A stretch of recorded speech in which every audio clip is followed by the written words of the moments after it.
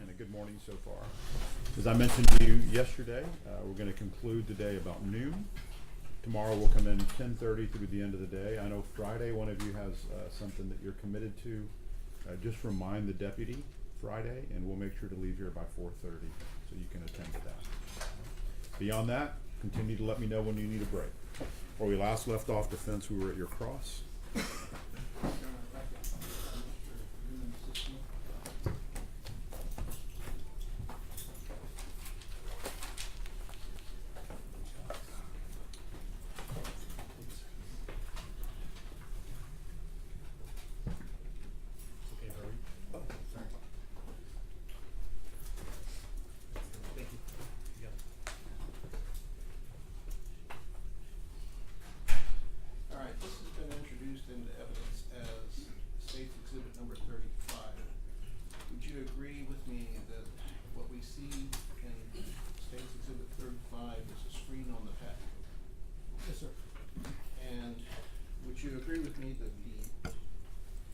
The CSI who you say was very competent measured the width of that patio as 6 feet. Yes, sir. All right, and I understand you did not give the CSI any directions to measure the screen. And we know that the screen wasn't measured. We know that no distance was measured from the screen to the wall or from any corner to the patio rail. But if I were to suggest to you that the width of the screen is probably 2 feet, maybe 2.5 feet, would you agree? Yes, sir. All right. So since we can agree that the width of the screen was approximately 2 to 2.5 feet, if I approach the diagram, Yes. would you agree with me that the distance from this corner to the patio rail is equal to or greater than 1 foot? I would say about a foot, maybe. Okay. Yeah. And so, would you agree, using your estimate, that the maximum distance from that corner screen to the wall would be 5 feet? Yes, sir. All right. And would you agree, now first witness, Yes.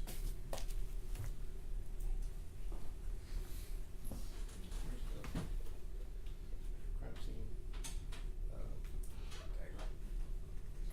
No, that's the wall. Is it against the wall? That's the wall right there. Okay. Thank you so much.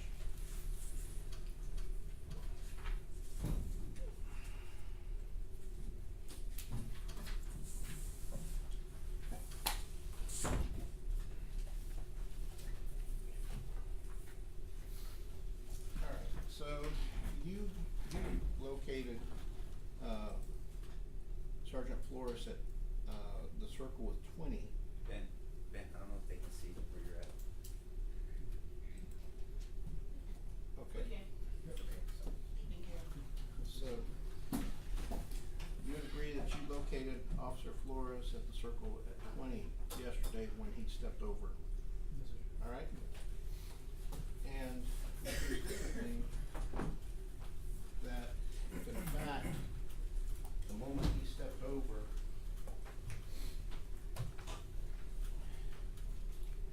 he was at the corner of this screen, that he would not be at 20?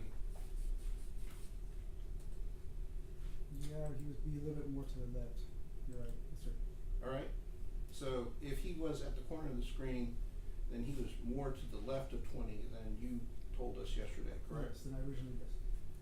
All right, and so you told us you reviewed all of the videos, correct? Yes, I do. All right, so I'm gonna ask you some details about Sergeant Rivera's video. But before I do that, I'm gonna ask you to take a look at your prosecution guide, which I understand is State's Exhibit 193. Do you have that in front of Yes, you? sir. All right, and if I'm not mistaken, it's somewhere around page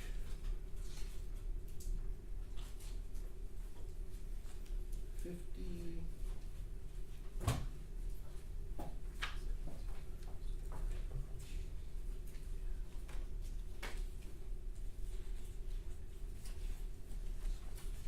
53 that you do a detailed timeline of Officer Rojas. Yes, sir. So you start the detailed timeline of Officer Rojas on page 53, correct? Correct. And it continues to page 54, and you have 13 time entries, correct? Yes, sir. And then on page 54, you have, you start a detailed time entry of Officer Salinas, and it continues to page 56, and there's 24 entries, correct? Yes, sir. Alright, then on page 56, you have detailed entries on Officer Alejandro, and that continues to page 58. Well, actually, I take that back, it ends at page 57, and there's 22 entries, correct? Yes, sir. And then you have, on page 58, detailed entries for, Officer Nathaniel Villalobos, and though there are 20 entries that continue to page 59, correct? Correct. And then there are, page 59, you have detailed entries for Sergeant Flores, and there are 24 entries that continue to page 61, correct? Correct. Alright, you did not make all those entries, on June 23rd, 2023, would you agree? Yes, sir. It took you some time to review the video several times over several days, actually several weeks, to be able to make all those entries, correct? Correct. And would you agree that you could not have made all those entries in one day? It would have been tough, yes, sir, after everything was going on. It would have been impossible. Alright, so, would you agree that the entries that you made on pages, and I'm gonna take my time because I wanna make sure I get it right, pages 53 through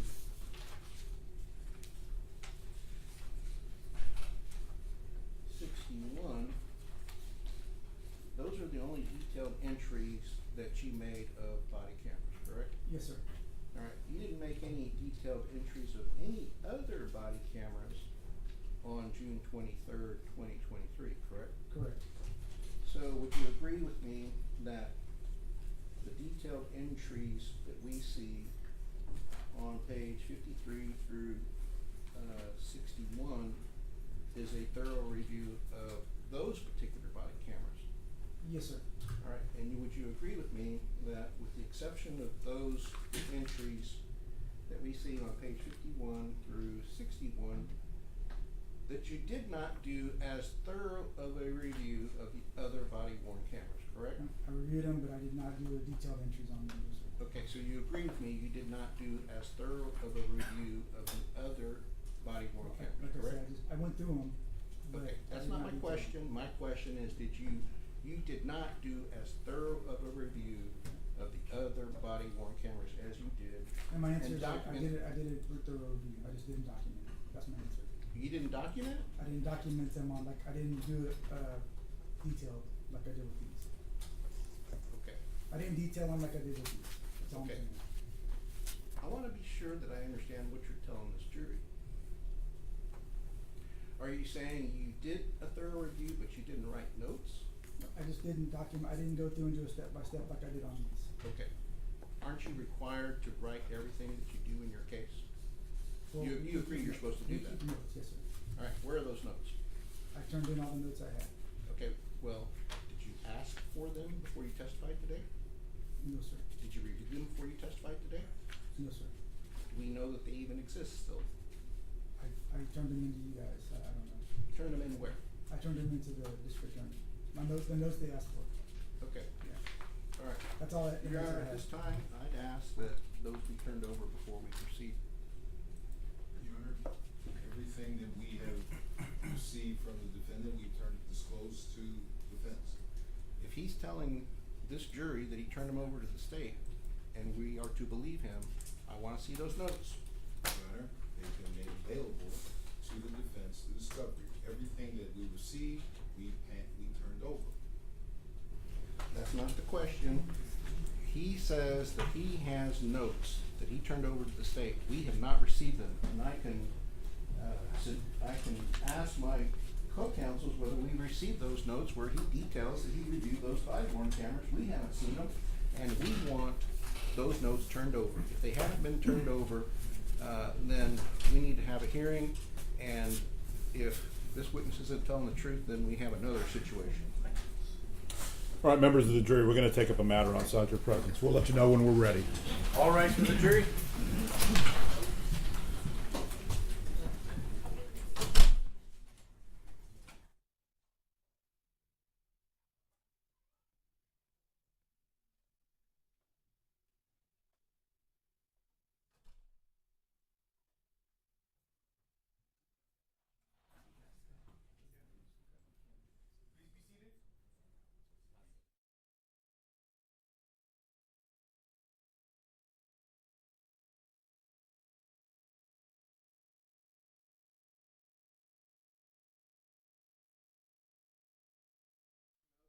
Claim that you turned over to the state.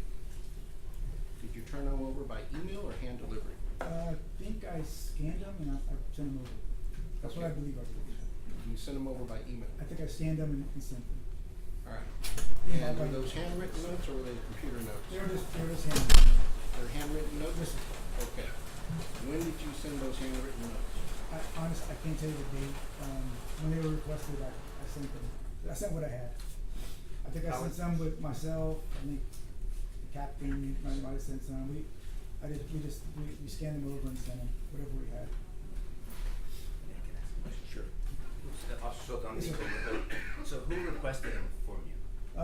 I thought it was requested through you guys through them. That's the Well, way I we didn't, interpreted we it. request all discovery, but Okay. you Oh, said okay. that the state, who requested, which one of these individuals, these 3 men? Sir, I honestly, I don't remember who, sir. Was it through an email or was it text? It could have been email, it could have been through a phone call. I honestly, I don't recall. Can you check you can check your email to find out? And who did you email them back to? I believe, Mr. Harris, but I'm not sure. I know I was working, there were some other people. Mr. Molnar, I think, was on it for a little bit, but I could have sent to him. I don't recall. I can't remember. Who was your POC on this case from the state? I don't recall, sir. I'm sorry. But I do remember sending the notes, though. I do recall that for sure. So someone from the state requested them? Yes, sir. And you for sure sent them? Yeah, yes, sir. And so how many pages did you have in your notes? It could have been 4 or 5 pages, maybe. That was on my notepad. I sent what I had in my notepad. And which videos, those notes contain your review of which videos? Well, it could have had some review of other ones. I honestly don't know exactly what it had on there, sir. I honestly don't. I can't exactly recall what was on there.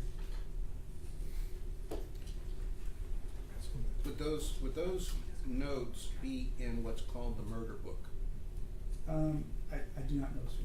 Would you agree that if you follow procedure, they would be in the murder book? I don't know what the murder book is. You don't know? No, what is that? All right. Can you call, is there someone you can call in homicide and ask to review the murder book and see if your notes are there? You mean like a log or something, or Okay, if you took notes. yes, sir. I did. Yes, sir. And if you did what you're supposed to do, you should have entered those notes into the murder book. My question for you is, can you call someone in homicide and ask for the notes in the murder book that you wrote? I definitely don't recall it going into any murder book. I remember emailing it. Okay, but can you call someone to look in the murder book and see if those notes are there? I guess I can call and see. Yeah, I'm Okay, trying to recall. and I'd ask that an effort be made to find these notes before we proceed.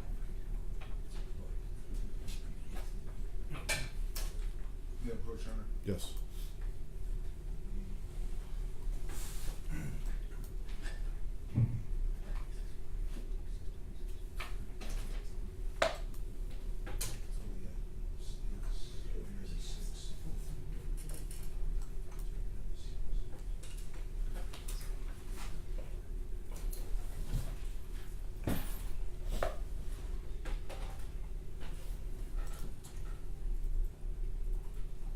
Approach the witness, Hunter. Yes.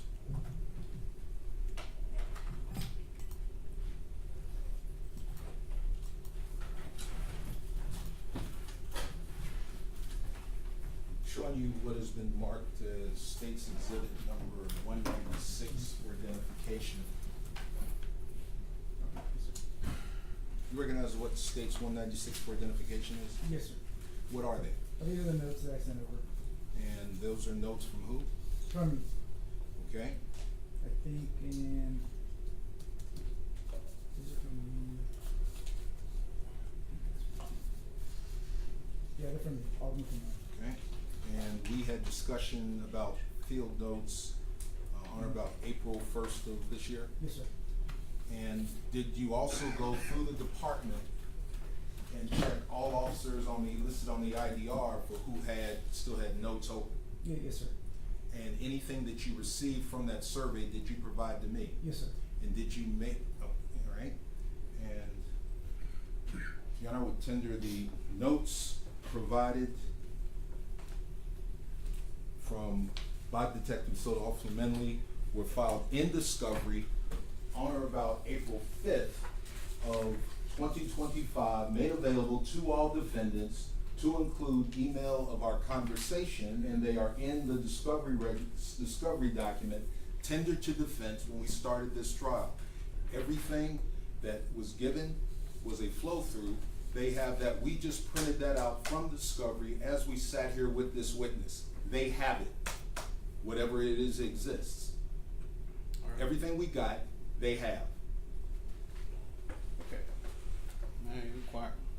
Yes.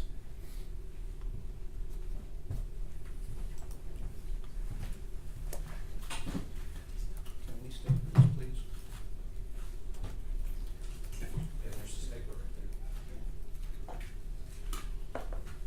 there.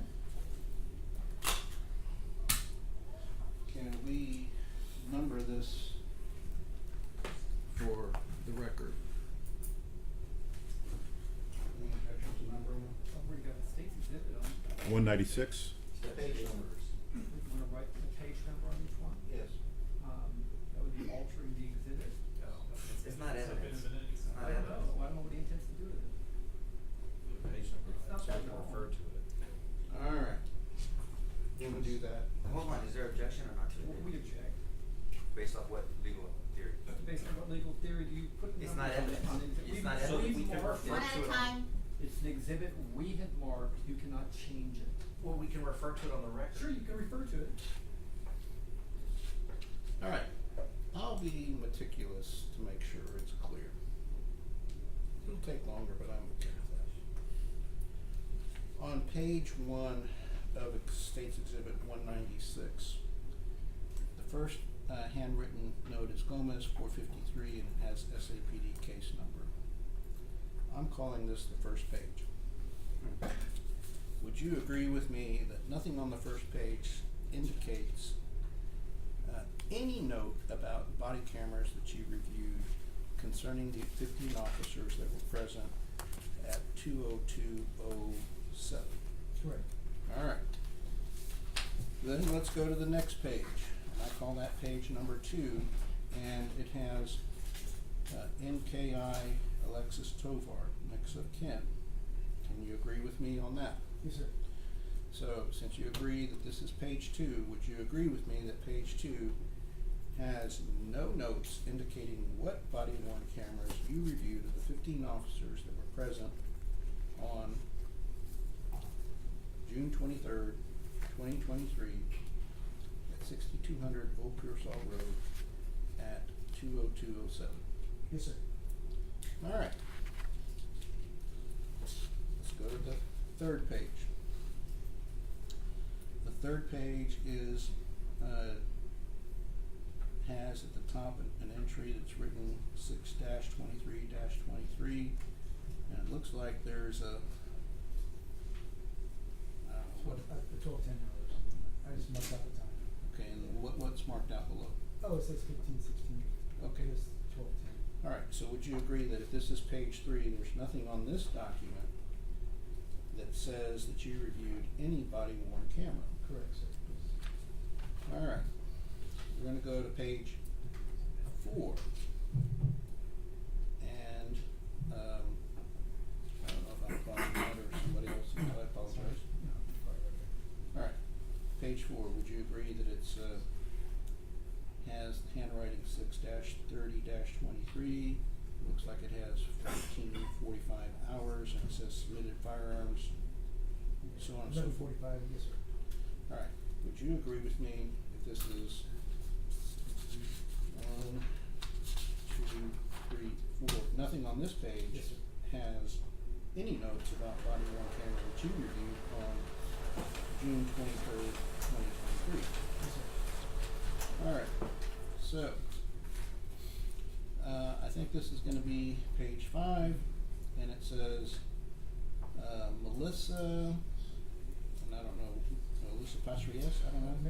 Melissa's medical history, treatment records. Okay, and this is, just to be sure, 1, 2, 3, 4, 5, you would agree with me, nothing on page 5 has any reference to your review of body worn cameras. Correct, sir. Going to page 6. Page I think 6. that's minimal, I think that's not correct, I think this is the protected minimal.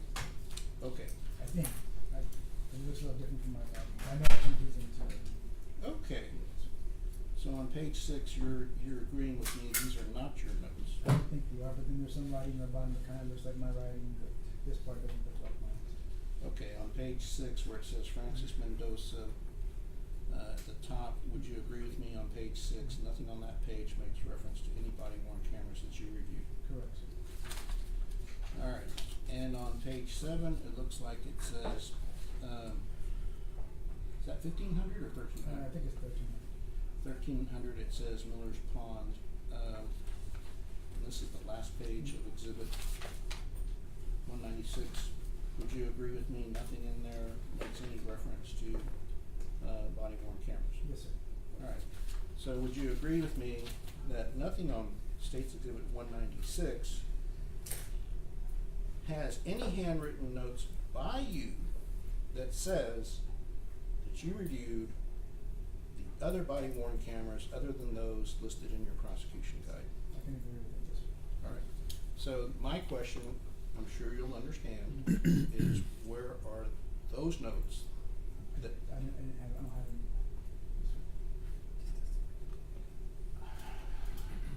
Yes,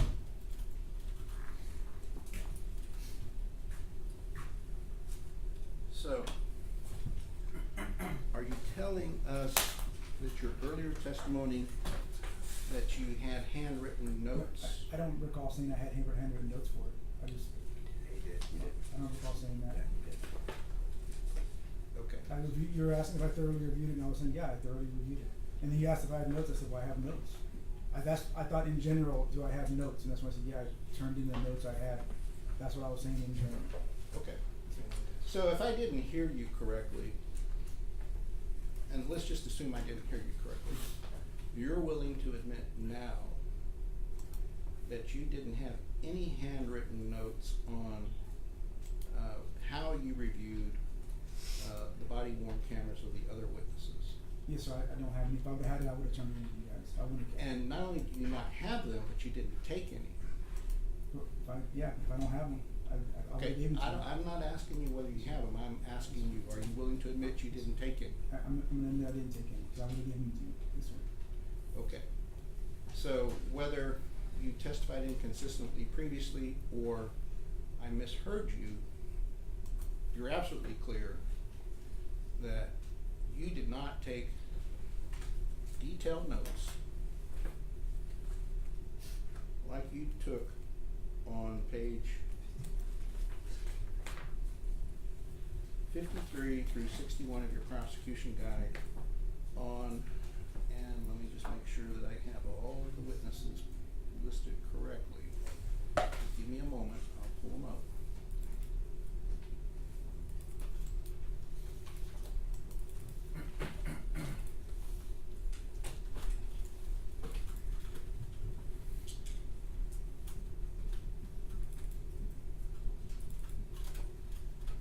Alright, so I'm gonna list the officers that were present at Miller's Pond at the time of 20207. And after I list them, I'm gonna ask you a question, alright? Yes, sir.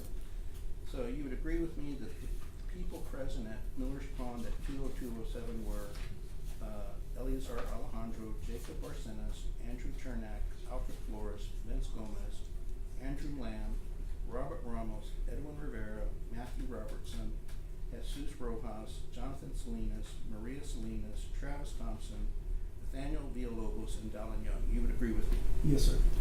And so if that's approximately 15 officers, you would agree with me that you have no notes for, and I'm gonna do a little bit of mathematics if you don't mind. We have Rojas, which is 1, we have Salinas, which is 2, we have Alejandro, which is 3, and we have Villalobos, which is 4, and Flores, which is 5. You would agree with me, you have absolutely no documentation in any handwritten notes or audit trails that you reviewed 10 of those videos. Yes, sir. All right.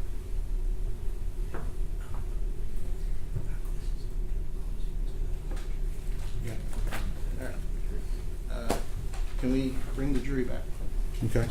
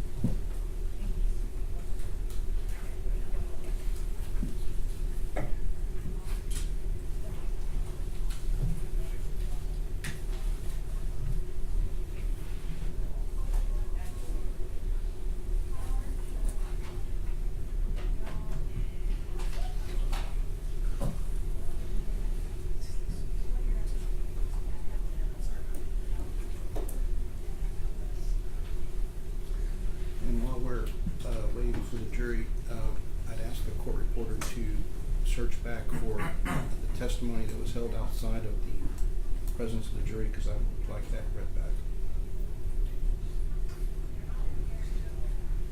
Just do it. Yeah, just do it. Just reproduce it. Just reproduce it. Yeah, just do it.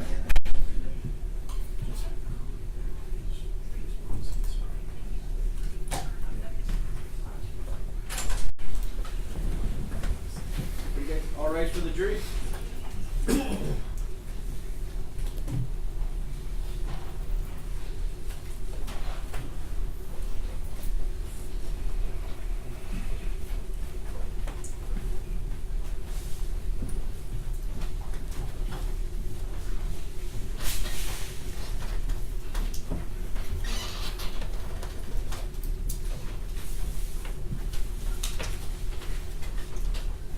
May be seated. All right, welcome back, members of the jury. Defense? Your Honor, I would request that the reporter read back the testimony of this witness after the jury was excused, the questions that were asked, and how, okay. The last question before the jury was excused. All right, so the last question before the jury was excused.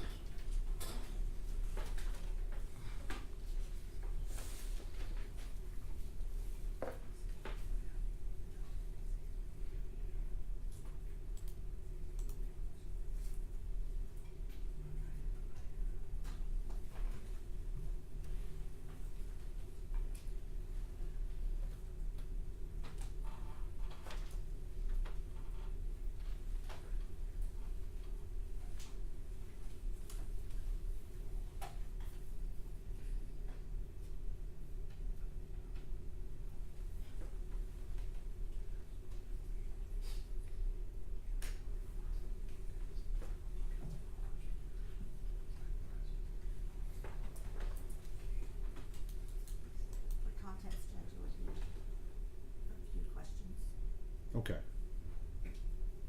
Question, okay, where are those notes? Answer, I turned in all the notes that I had. Question, what did you ask for them before you testified today? Answer, no, sir. Question, did you review them before you testified today? Answer, no, sir.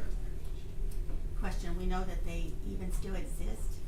Do we know that they even still exist? Answer, I turned them into you guys, I don't know. You turned them into where? Answer, I turned them into the district attorney. My note, the notes that they asked for.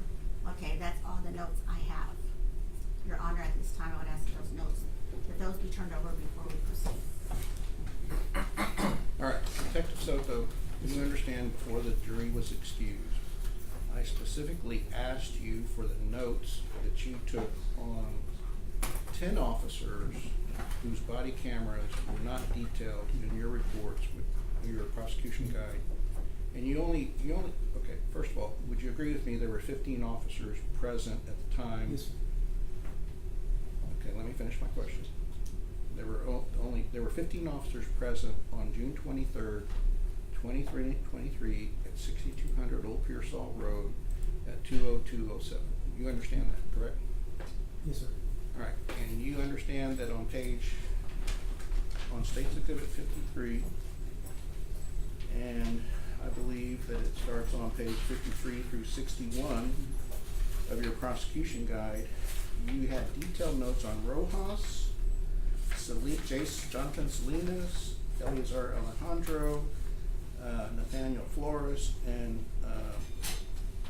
Sergeant Alfred, I'm sorry, did I say Villalobos? I meant to say Nathaniel Villalobos and Sergeant Alfred Flores. Those are 5 officers, correct? Yes, sir. All right, and there were 15 officers present, correct? Correct. And would you agree with me that nowhere in the prosecution guide are there detailed notes explaining your review of the 10 other witnesses that were present, correct? Correct.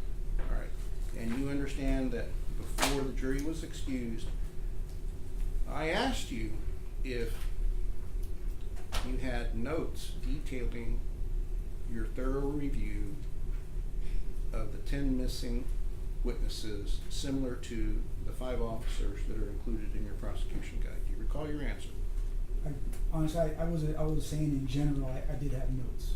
I didn't say it was of the review, I said in general I had notes. That's kind of the way I interpreted the question, that's all. Okay, so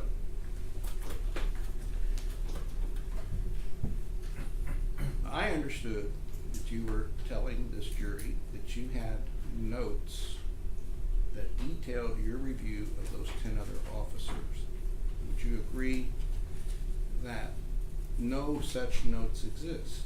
That is true, I don't have any notes for detailing the other body cam. All right, so, and you would agree with me that when you said you turned over the notes that you had to the district attorney's office, when we asked for a copy of those notes, those were produced as State's Exhibit 196, correct? Correct, sir. And we went through those 7 pages of handwritten notes, correct? Yes, sir. We went through them one by one, correct? Yes, sir. And you had time to read each page to yourself, correct? Correct. And I asked you on each page, one by one, whether there was anything on page 1 relating to your review of the 10 officers' body-worn cameras. Do you recall that? Yes, sir. And on each page, you said there are no such notes that indicate that you reviewed the 10 other officers' body-worn cameras, correct? Correct. So, you would agree with me that you did not do as thorough a review of the 10 officers that you did of the 5 officers that are listed in your prosecution guide on page 53 through 61. I can agree, I did not take notes, so I could have taken notes for better memory recollection. Sir, that's not my question. I respectfully ask that you answer my question directly. You would agree the absence of your notes indicates that you did not do a thorough review of the 10 officers that no notes exist. I did not do as thorough a review as I should have on that, no. All right. So, when when you say in your affidavit that you reviewed all digital media, were you trying to tell the magistrate judge that you did a thorough review of all 15 videos? I just watched what I did. I used Sir, the probable sir, cause. answer my question. Were you trying to tell the magistrate judge that you did a thorough review of all the digital media? I did a review of what I needed to develop probable cause. Okay. That's pretty much what I was trying to do. That's it. All right, but you didn't just say that you had probable cause by reviewing all the digital media. You recall that, right? Can you repeat the question again? All right.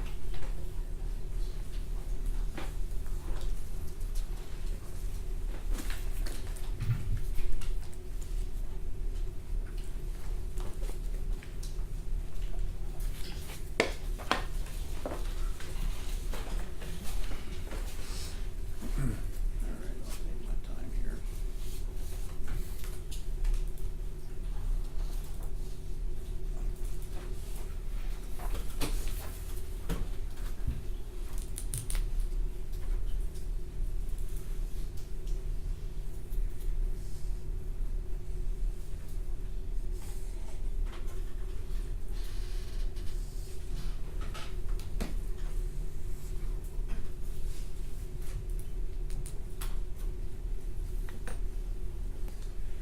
All right, you would agree with me that, you stated in your affidavit, after review of available digital evidence and physical evidence in the defendant's statements, your client does not believe the use of deadly force was reasonable given the totality of the circumstances. You said that, right? Yes, sir. All right. And you would agree with me that by saying a review of available digital evidence, you did not do a thorough review of all digital evidence, did you? I did not watch all of them. No, sir. Okay. You It would've agree been- you did not do a thorough review of all I did digital not do a evidence? thorough review of the digital evidence. All right. And you agree that yesterday, when I asked you a series of questions about the totality of circumstances, you agreed with me that you did not include that information in the totality of the circumstances. I did not include it. Generally, I just get the probable cause for the affidavit. Okay. That's why. All right. So you do understand that the state has to disprove beyond a reasonable doubt that these gentlemen that are sitting to my left were not justified in their use of deadly force, correct? Correct. And in order to establish probable cause that they were not justified, you have to look at the totality of the circumstances, correct? Correct. And you would agree that you did not provide the magistrate judge with all of the context of what the totality of the circumstances was, correct? In general, I just get the probable cause for the affidavit. The Sir. totality is usually in the cross-guide.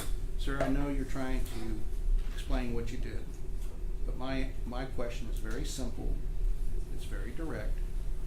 You did not include all of the totality of circumstances that existed when these officers decided to use force, correct? In general, we don't put all the totality in the Sir, affidavit. that's so not, the I'm not probable cause. asking you what you usually do. I'm asking you, did you fail to put the totality of the circumstances in your affidavit, yes or no? No. You did not. I put what I needed for the probable cause. Okay, so you're That's admitting, my answer. are you willing to admit that you did not put the totality of the circumstances in your affidavit? I put what I needed to put in there for the. Sir, for I'm the probable cause. asking that you answer my question. You're being evasive. We know what the answer is. Just admit that you did not put the totality of the circumstances in the affidavit. It's a simple yes or no. All I needed to put was to develop probable cause, sir, and put it in my affidavit. That's all I Okay. had to do. So, would you agree with me that probable cause includes what the state has to disprove beyond a reasonable doubt? Yes, yes, sir. Okay, so if you agree with that, then if you did not include why the officers were not justified you failed to include all the probable cause. Would you agree? In my opinion, based on what I believe, I put that in there. Sir, I'm That's not the best asking I your can answer. opinion, I'm asking you what is a fact. You did not include the totality of the circumstances that would inform a magistrate judge whether these gentlemen were justified in using deadly force in response to Melissa Perez's deadly force. Objection, Your Honor. As counsel's phrasing the question, what is required for the magistrate judge in the warrant is probable cause. Evidence to negate the defense is for this jury. He's invading the province of the jury. The question has been asked and answered. He's also confusing the legal requirements at this stage in the investigation. I object under all three grounds. And my response is that he has not answered my question, so the suggestion that has been asked and answered is untrue. He's being evasive, and he's admitted that he has to disprove justification beyond a reasonable doubt as part of probable cause, and he's not addressing that. And this is cross-examination, and we're entitled to know why he failed to include relevant information in the affidavit, because it is relevant to whether he did a thorough investigation and whether he was biased and prejudiced and conducted a conclusory investigation. And Your Honor, just real quick, I'm sorry, but Villalobos also objects to the non-responsiveness of this witness. He's not answering Mr. Fuentes' question. It's important to him that the witness answered that question, because that is the affidavit that he took and walked the warrant to charge him with murder, as well as these two guys. So we object to non-responsive. I understand that, Your Honor, and my only answer is negating the defense is not appropriate at the warrant stage. The basis is probable cause to sustain the warrant. When he intermixes negating the defense, that is he is confusing that issue, and that is for this jury to decide. Well, if he's an officer assigned to the officer involved shooting team, that is the very issue they deal with, is justification. Because every officer involved shooting involves an officer's use of deadly force where they shoot a citizen, and the sole issue in the investigation is whether the shooting was justified. Counsel, So that's the crux of the investigation, and it's relevant. So if he is assigned to the officer involved shooting team, he should be able to answer that question. Your Honor, that question is irrelevant as it pertains to the affidavit and the warrant. It is more appropriate for his argument in this trial. It is inappropriate at this stage. He's conflating the arrest warrant and trial. I ask that it be stricken. All right, so here's what I'll do. I'll sustain the state's objection related to the affidavit and the warrant. I will ask you to ask the questions, but just rephrase it. Okay. You agree that the purpose of the officer involved shooting team is to determine whether a shooting,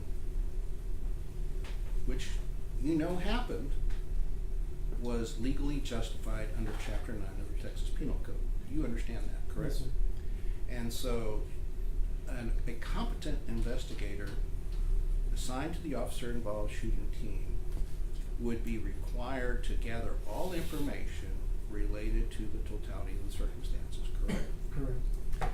And you would agree with me that you could not gather the totality of the circumstances unless you review every single body-worn camera the officers present, correct? I did not review all of them that day, sir, so I wasn't able to get everything I needed. All I needed was a probable cause, sir. That's Sir, that's not my question. And I know you like to say all you needed was probable cause. I want you to answer my question. It's very simple. You understand that you're required to gather the totality of the circumstances. We can agree with that, yes? Yes, sir. And you agree that you cannot determine the totality of the circumstances if you fail to conduct a thorough review of all the body-worn cameras. We can agree with that, correct? It can be agreed that if I didn't watch everything, yes. So,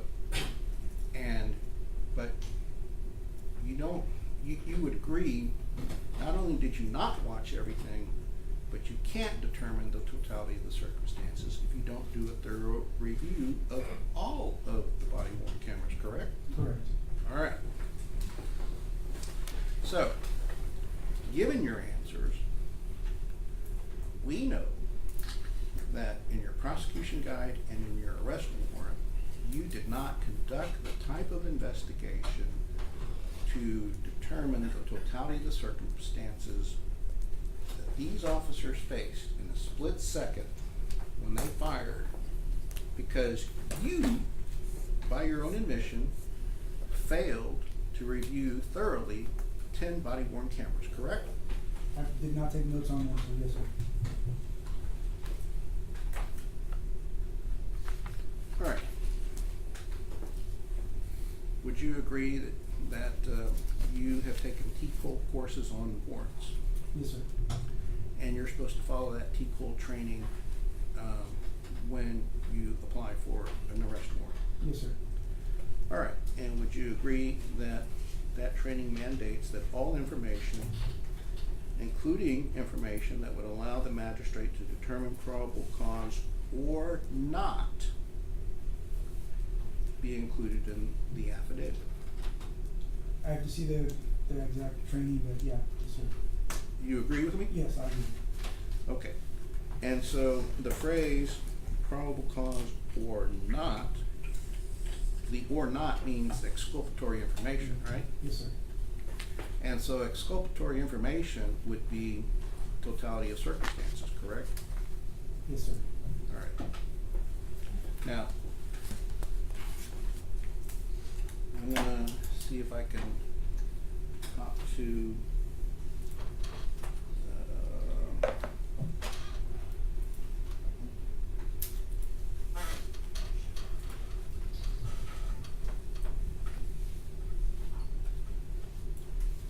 can we switch to He's good.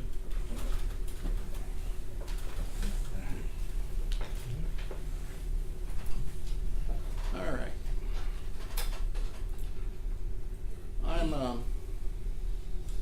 This is from,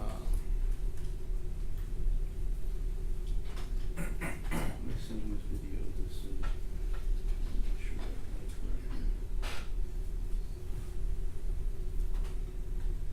All right. Council, may I ask whose video was that? I'm trying to figure that out, sir.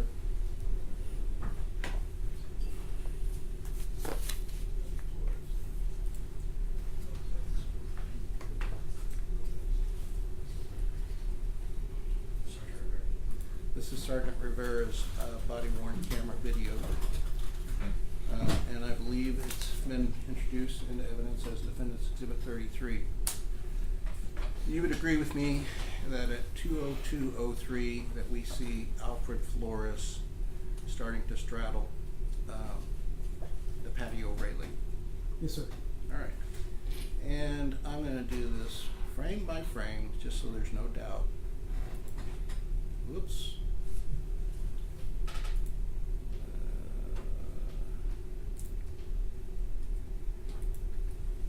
Oops. I can lock it in, hoping I can lock it in.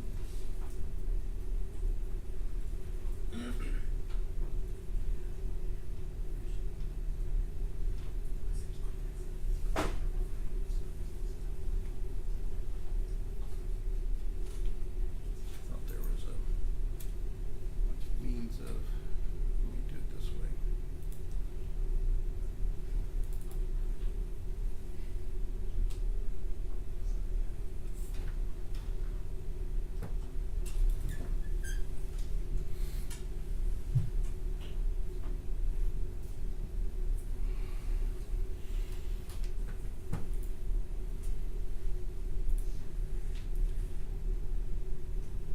All right, so I'll enlarge it frame by frame.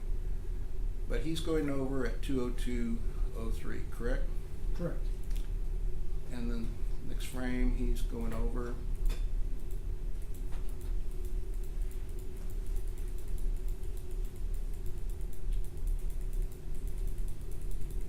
And it looks like he's got his right foot down.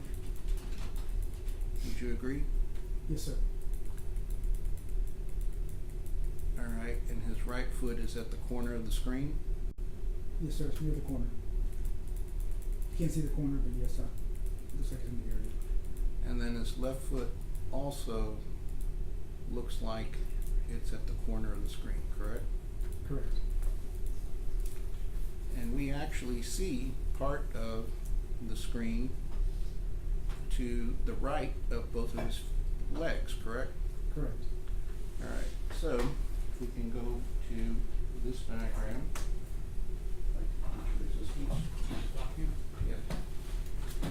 Yeah. Let me enlarge this before we do that. Oh, okay, never mind. I'm kinda old, Judge, so I need help. Alright, so, I'm pointing to the corner of the screen, right? Yes, sir. And so a little bit to the left of the corner, that's where both of Sergeant Flores' feet are in the video that we saw on Sergeant Rivera's body worn camera, frame by frame, correct? Yes, sir. Alright. So would you say that from this corner here, and I'm gonna make an estimate, and would you agree that anywhere between 6 inches to 12 inches, Sergeant Flores, both of his feet were to the left of this corner? Yes, sir. You would agree that 6 to 12 inches is about the distance? Yes, sir. And would you agree with me that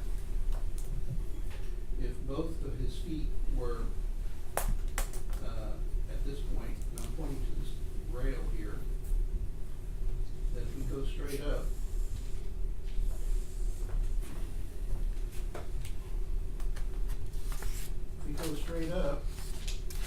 on this rail, that this rail would be slightly to the left of the right window frame, correct? Yes, sir.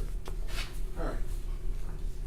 So if he is at that window screen, would you agree with me that the back of his head is facing the window? His, the left side of him is facing it. Alright. And so you would agree with me that, if I may stand up and illustrate? Yes. Alright, and again, I apologize for my age and I may be clumsy, but he's going over the rail, kind of horsey style, right? Yes, sir. And he goes like this, right? Yes, sir. And the back of his head is facing towards where the hammer is striking, correct?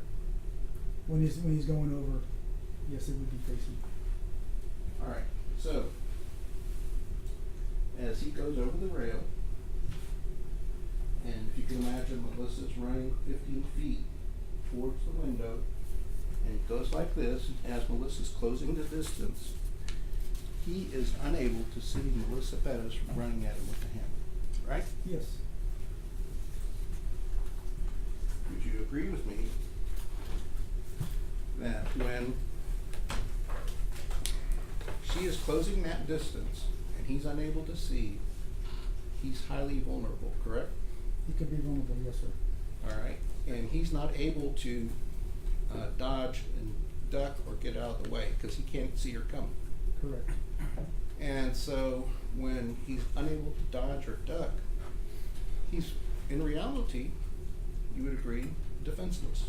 At that second, when he's climbing over, he could, yes, sir, he could be. Alright, and so you would agree with me that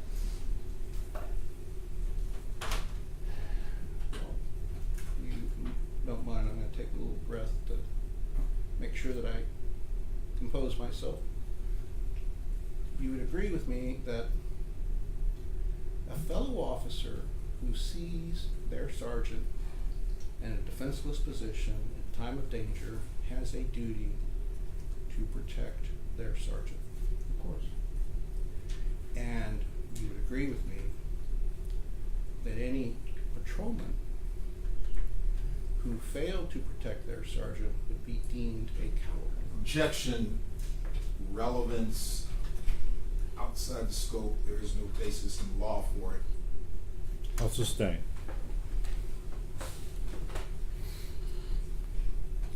familiar with the civil service rules for the city of San Antonio, correct? I don't know it verbatim, but yes, I know there are civil service rules. You're familiar with rules and regulations that require you to protect others, correct? Yes, I know there are some, but again, I have to see them. And you're familiar with Unit 4 or Chapter 4 of the Rules and Regulations 200, right? The duties that an officer is required to fulfill. Yes, And you understand that if you are neglectful of your duties, that could be a basis to be fired, correct? Check as to relevance for employment law. This issue concerns only justifications to the use of deadly force. You can rephrase. You would agree, in your personal opinion, it would be reasonable for an officer seeing their sergeant in a defenseless position to want to protect him. yes, of course. And if the person seeing their sergeant in a defenseless position reasonably believed that his sergeant was facing threat of imminent serious bodily injury or death, it would be reasonable for the officer to take measures to defend. You don't need to look at the statement. It would be reasonable for the officer to defend his sergeant. Objection has been asked and answered. Previous question. No, it has not. Counsel has simply added additional adjectives. It is the same question. Overruled? This is cross-examination. Overruled. Answer the question. Repeat it, please. I'd ask the court reporter to read it back.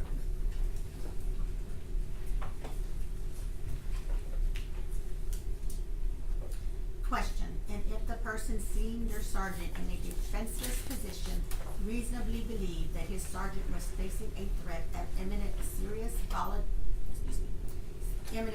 bodily injury or death, it would be reasonable for the officer to take measures to defend. You don't need to look at the state. It would be reasonable for the officer to defend his sergeant. That's what he believed. Yes, if he believed that at the time. And you believe that would be reasonable, right? If he believed it, yes. All right. And if I'm not mistaken, can we take the time and have Christian help me out here? Locate Eleazar's statement that's been introduced.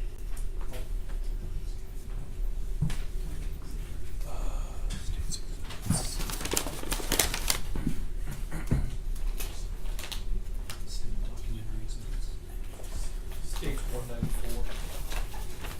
Thank you.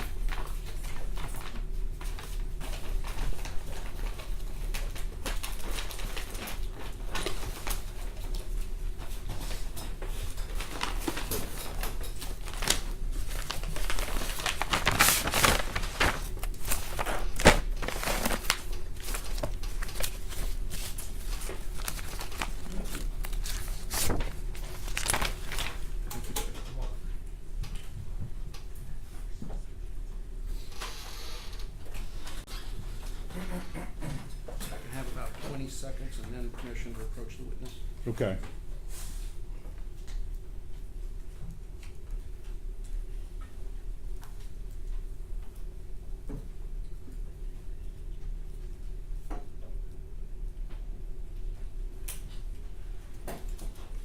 Approach now. Yes.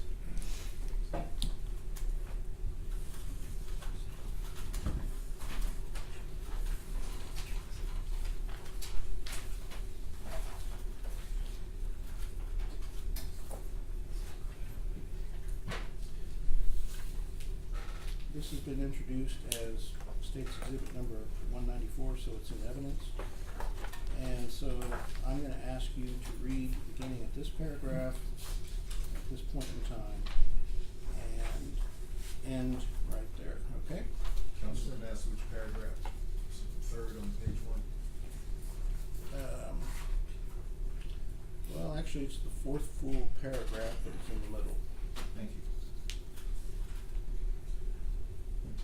While Sergeant Flores and Officer Villalobos stood at the porch door near the back window. I observed the suspect turn and face towards them as she picked up a hammer in her right hand. I then saw the suspect rush towards the porch window where they were standing, and I observed the suspect wind her right hand in the air with the hammer in her right hand. During the suspect would throw the hammer at Sergeant Flores and Officer Lobos, I said, "Watch out." As I discharged my weapon several times,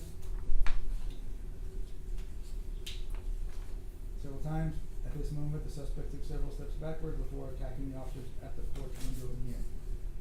During the second attack, I shot the suspect again and observed her still standing at the window. Alright.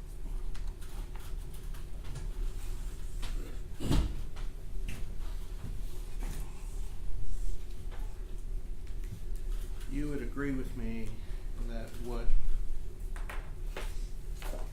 we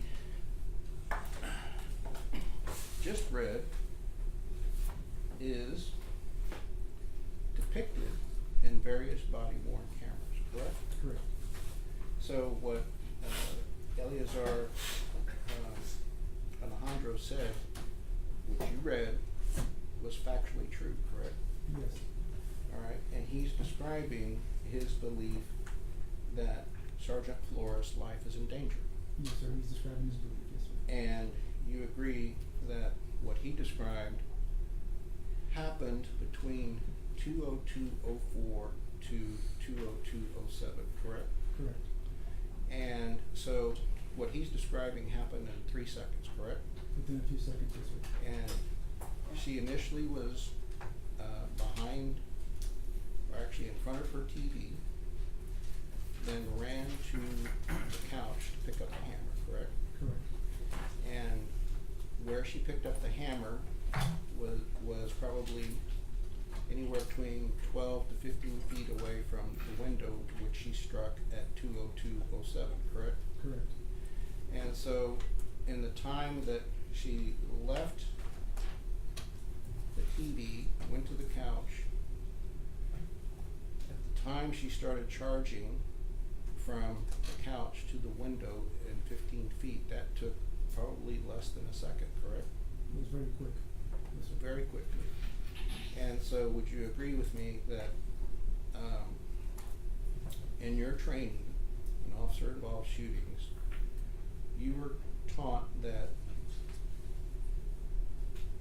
the only requirement is that the choice that the officer made had to be reasonable. It doesn't have to be a perfect outcome, correct? Had to be reasonable. It doesn't have to be perfect. A lot of them aren't. Yes, sir. And you were taught that officers should not be second guessed if you disagree. Objection. Argumentative outside the scope of this officer's basic training. He's not an expert. Well, he's an officer-involved shooting detective. He should be able to answer it. He can say yes or no. Well, as it relates to the question as to whether second guessing is involved, you can rephrase that. All right. You know that the Supreme Court of the United States has said that you cannot judge an officer shooting with 20/20 hindsight, correct? Objection, Your Honor. Outside the scope, again, he's invading the province of this jury and injecting. I'll sustain.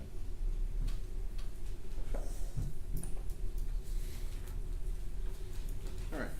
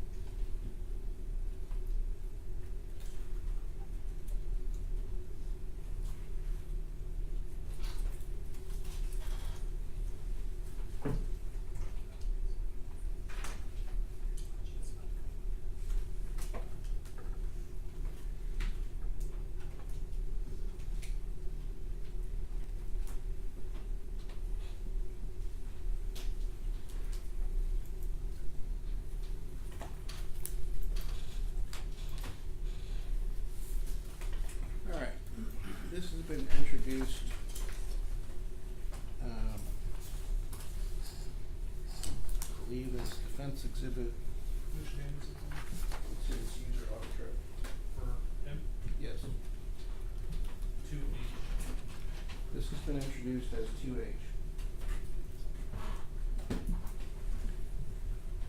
You understand what a user audit trail is, correct? Yes, sir. Alright.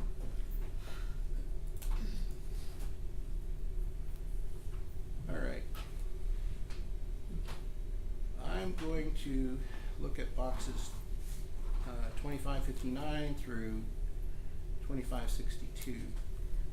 These are the only boxes dated June 23rd, 2023 on your user audit trail, correct? Correct. Alright, so there's only 4 boxes, and in these 4 boxes, it indicates that you accessed Alejandro Eleazar's body worn camera. There's nowhere else does it indicate on June 23rd, 2023 that you accessed anyone else's body worn camera on your Axon account, correct? Objection, this information has been asked and answered. He's testified he downloaded Alejandro's. It's been answered already. Overruled. So you agree that what I propose in my question is true, correct? Correct. Alright, so would you agree that based upon your user audit trail, that on June 23rd, you did not document that you looked at anyone else's body worn camera other than Eleazar's, correct? Correct. I did not document that. Alright, and so, I don't know if, wanna make sure that this is correct.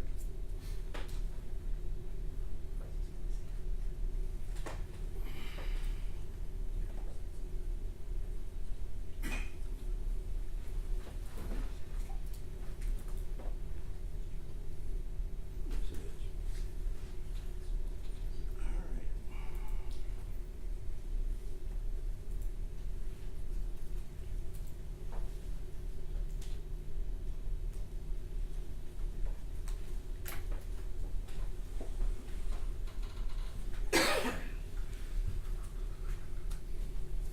Can I approach? Yes. I don't know what the next exhibit is. 120.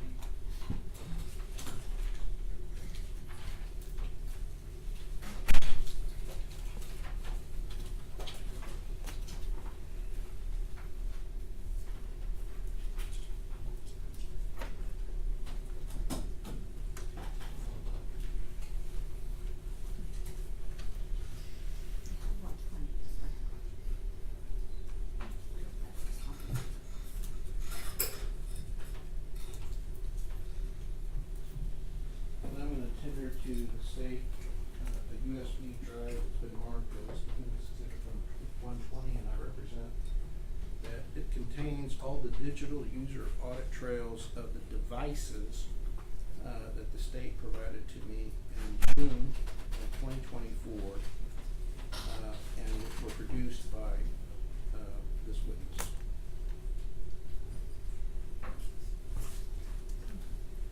These were everything that we provided. You emailed it to.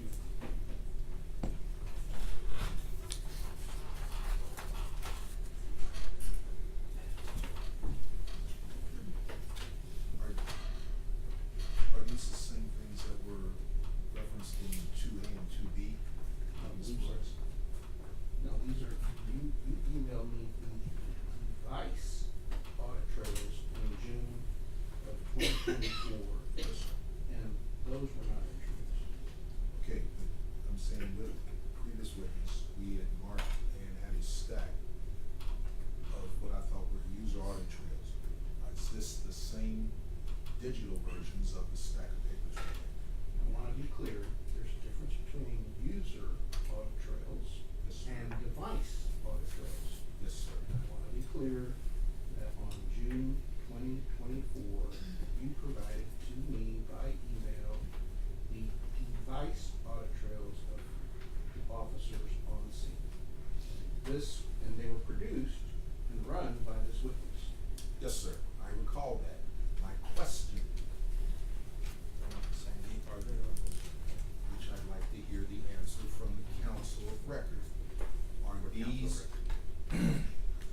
one that's in, what's, objection to all sidebar, Your Honor, as I try to I ask. mean, my Judge, he's question. addressing to us so I can respond. I mean, we're not in kindergarten. He's talking to me, I'm talking back. All right, let's just make sure that we focus on what's at hand. Just want to clear And, this. and if you could address the court. Yes, Judge. Thank you. All right, I'm asking, I understand you saying these are the user audit trails. 2A and 2B, those are device audit trails? Your Honor, counsel is mistaken. I wish to be clear that the 2A, 2Bs, and so forth are user audit trails. They are a distinct record, far different from what's on the USB drive, which is Defense Exhibit 120. What's on USB 120 is different from the user audit trails. They're not identical. They are the device audit trails that this witness provided to the state, and the state provided them to me in June by both email and discovery. And they fall under the same custodian of records. All right, Your Honor, again, deriving from counsel's presentation to the court, that the flash drive, that 2A, 2B, I heard him say are user audit trails, and that the items on the flash drive are the individual body cam audit trails. So I am understanding that to be a yes to my question, and I acknowledge, given that the state has no objection, I was just trying to distinguish the two. No objection, Your Honor. All right. It's admitted.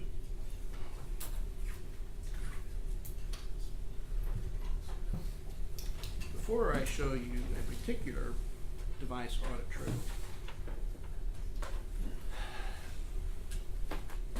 Jason,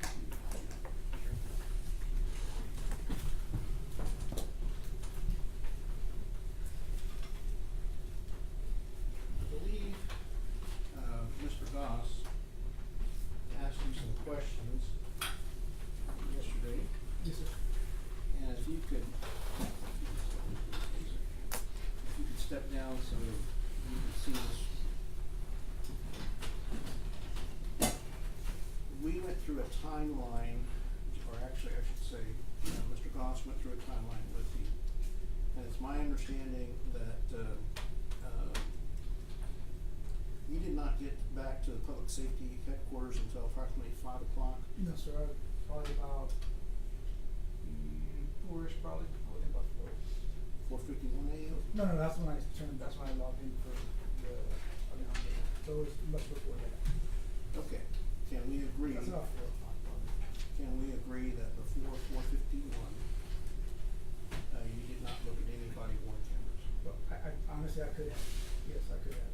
There people were looking at stuff already, definitely could have looked at it, I can't say I didn't. Okay, but we don't see any evidence of it in your user audit trail, correct? Yeah, yes, sir, it's not in my, yes, sir.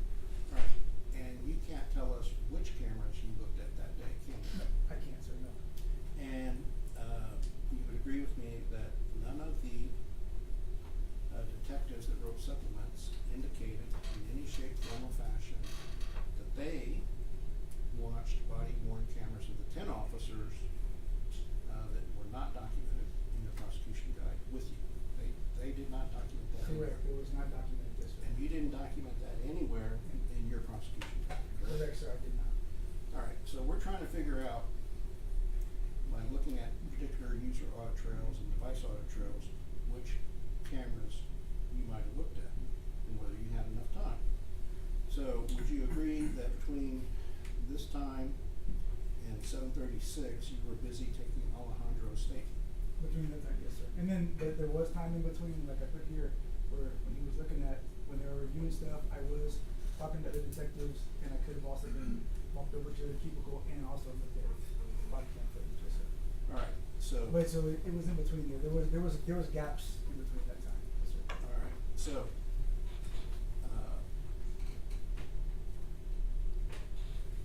there's 1.5 hours that you were, between 4:51 and 7:36, correct?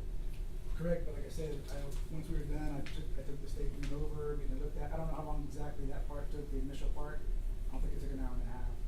Took it over, came back, and like I said, there is time in between where I'm getting pulled by different detectives, things like that. Alright, so would you agree with me that between 451 and 736, you cannot tell us how many other, if at all, body cameras you looked at? I can't, I didn't document it, no, sir. Alright, so you would just be guessing.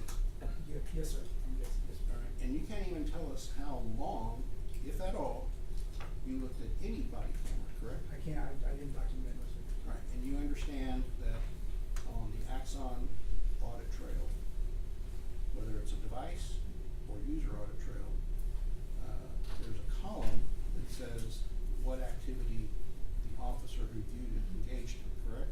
Yes, there's like a little log there. Alright, and so there's 3 different types of activities. You can access a device, correct, or video. You can buffer a device, right? Correct. And you can stream it. Correct. And stream means that you viewed it. So if you look at the audit trail to determine whether or not you looked at a video, you'd have to look at the stream. You don't count accessing, you don't count buffering, because accessing and buffering means you're skipping around, right? I get, I don't know all about that stuff, honestly, but I'm gonna take your word for it, I don't know. Alright, so, now, from 4:51 to noon, do we know which body cameras you looked at? The ones I believe I looked at were the 3 officers involved, possibly Thompson, Salinas, Maria Salinas, and I believe the first 3 that were there.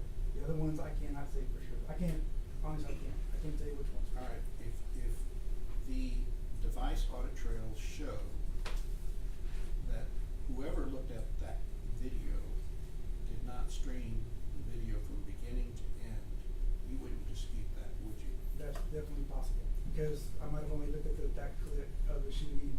Alright, so if someone only streamed it for a few minutes, you would agree with me that if the entire video was an hour or the entire video was 40 minutes, but they only streamed it for a few minutes, whoever looked at it didn't look at it for the entirety of the video, correct? Correct, yes, sir. Alright, so, just to be sure, you're not telling this jury that you looked at every video from beginning to end. You're not saying that, are you? I'm not saying that. I did not look at every video from beginning to end. Yes, sir. Alright. And, you would agree with me that unless you looked at every video from beginning to end, you cannot say with certainty that you reviewed the totality of the circumstances on each video, correct? There's no way I could look at every one of them. Alright, so you're admitting to this jury that you could not have looked at all 15 videos from beginning to end in the time that we have Could- here? Of course, I could not have, no Okay. time. Alright, well, then, with that admission, I think we don't need to go through this further.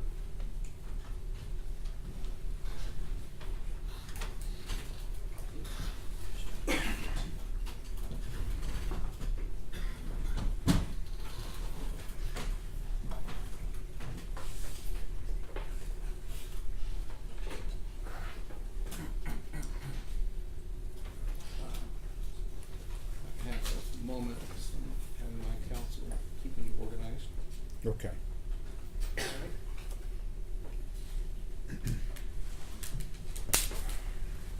At any point in time, did you tell Lieutenant Podwika or Sergeant, I believe it's Wedeke? At the scene, you mean? Who was your homicide sergeant? Oh, it's Sergeant Wedeking was my sergeant. Wedeke?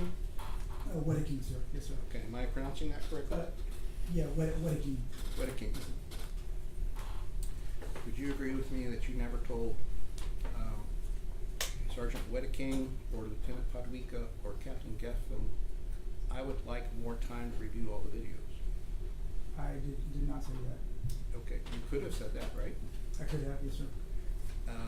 As an investigator, you have unfettered discretion to do a complete investigation. Would you agree? Yes, sir. And, if you didn't have time to do a complete investigation, especially since you were new on an officer-involved shooting, you do understand that officers such as you, investigators such as you, detectives such as you, it would be good judgment to ask for advice, direction, and more time if you needed to be more thorough, correct? I can agree, yes, ask for advice, direction, yes, sir. All right, did you document anywhere in your prosecution guide or any emails that you wanted more time? No, sir. All right. And, you did agree that you did not review all the videos in their entirety, right? I agree. Objection's been asked and answered. I'll sustain. So, given what we know about your failure to look at all the videos in their entirety, you did not ask any supervisor for more time before obtaining a warrant. I did not ask anybody for more time. Alright. Now,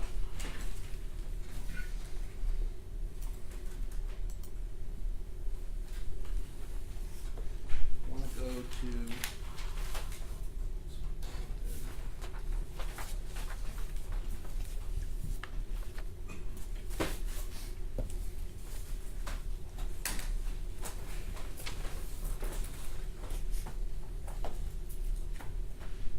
go back to your prosecution guide. Yes, sir.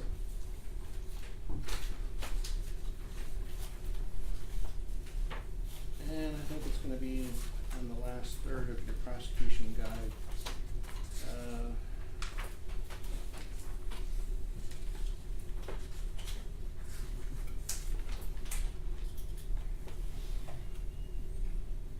It looks like, on my copy, it's page 63. And it's gonna say NK1 Alexis Tovar. Yes. Alright. Yesterday, you stated that you did not recall whether certain things were said or not said. You remember that? Correct, sir. Okay, you did document what was said, correct?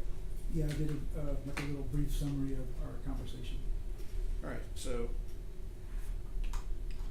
read that document, that paragraph to yourself, and when you're finished, let me know.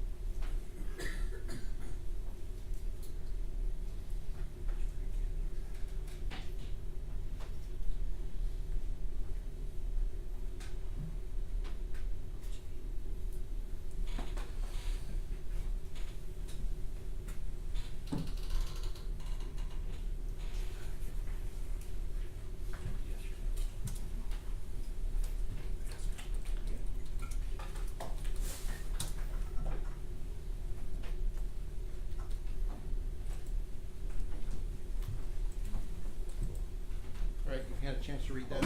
Yes, sir.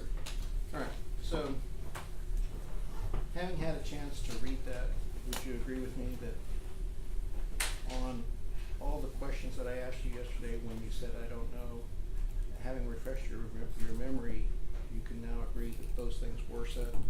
I think you're asking about the schizophrenia and stuff like that. Yes. Yes, that, yes, yes, sir. And the EDs and so And forth? the ED, yes, sir.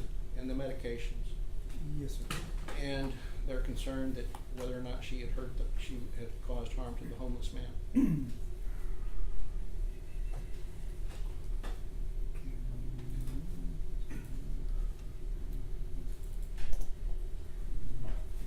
On here, it just talks about that she believed there was a homeless man there and didn't know their relationship.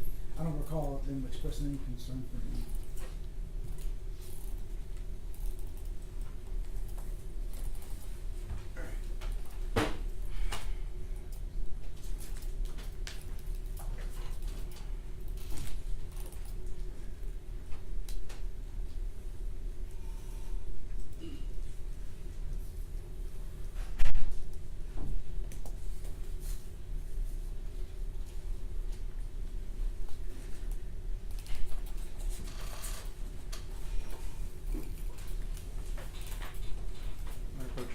Yes.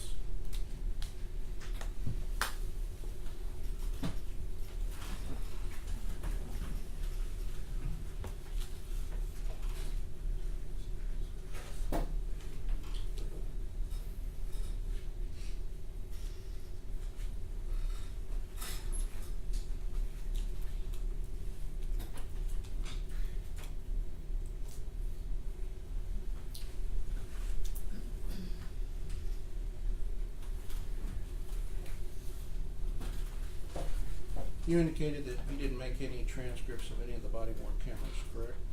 I don't recall making any of those. All right, I'm handing you a transcript that we've made of your body worn camera. And it's been marked as Defendant's Exhibit 121. And I'm gonna ask you to focus on the parts that are highlighted in this transcript. And if you could do me a favor and put a check mark by all the highlighted portions that you remember discussing, because if you don't check it, then I'll play the video to refresh your memory, and that, I think we could save a lot of time that way, all right? This will put the time thing. Sure.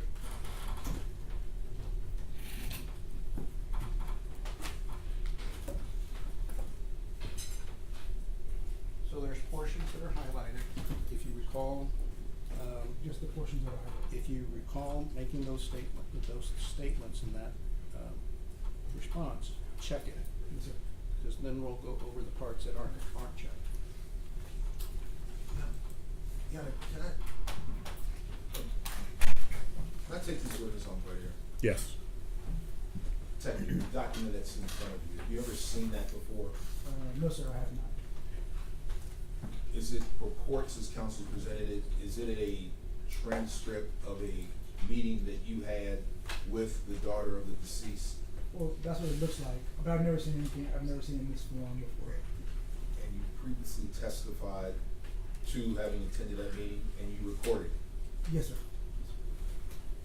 Judge, I would object to reading a hearsay document not out in evidence and then asking this witness to rely on its authenticity. Counsel articulated before the jury yesterday that they would produce the video. If they like, we could conditionally admit a copy and play that to the jury as the best evidence, and then they can follow up with a hard copy afterwards. But to go and pick and choose out of a transcript, then I'd have to respond likewise. We will agree to a conditional playing of a soft electronic copy and publish the video and go from there. You can question it from that. But a document that counsel's created on its own, that this witness has never seen, no sir. We object to that. Well, we'll introduce a copy of the video and we'll just play it. I thought we might save some time if he could agree to things, but if he doesn't, if the state wants us to play it, we'll play it. Okay. Everybody get on the jury? Anybody require a break yet? I'm just wondering if this might be a good time to take Yeah, a this break. would be a good time. So let's go ahead and cue that up, and then we'll give the jury a break. All right for the jury?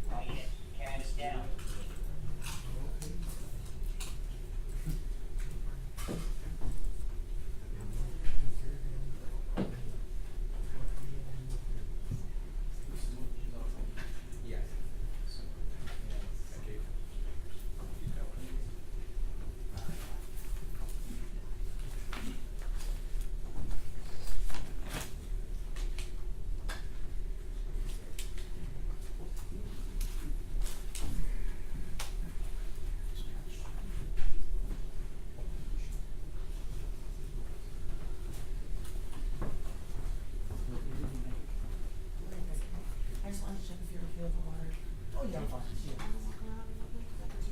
Oh, no, I'm good right now. Thank you.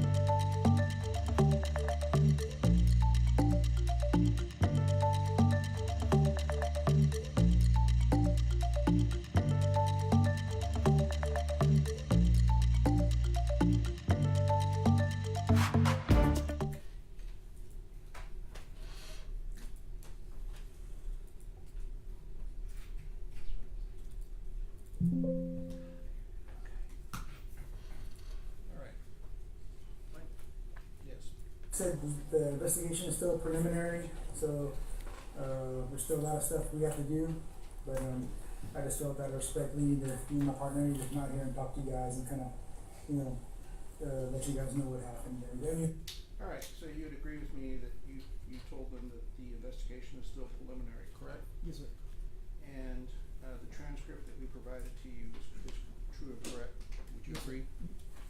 All right, now, when you made the statement that it's preliminary, was that a truthful statement? yes, sir, And so at 12/11/32, you would agree that since you made a truthful statement that the investigation was preliminary, you did not have enough information for probable cause to obtain a warrant, correct? by saying it was preliminary just means that we're still looking at things, that's just a general. Okay, can you answer my question? By saying that it was preliminary, would you agree that the jury can be assured that at this point in time, at 12/11/32, you lack sufficient information to walk a warrant, correct? At that time, like I said, there was still stuff to work through, so when we got back, there was more stuff to look through. So is the answer to that question yes or no? Because I had to get back and look at statements. Is at the time, answer to yes. that question yes or no? Yes, sir, it is, yes. Yes, okay. All right. Now, let's go to,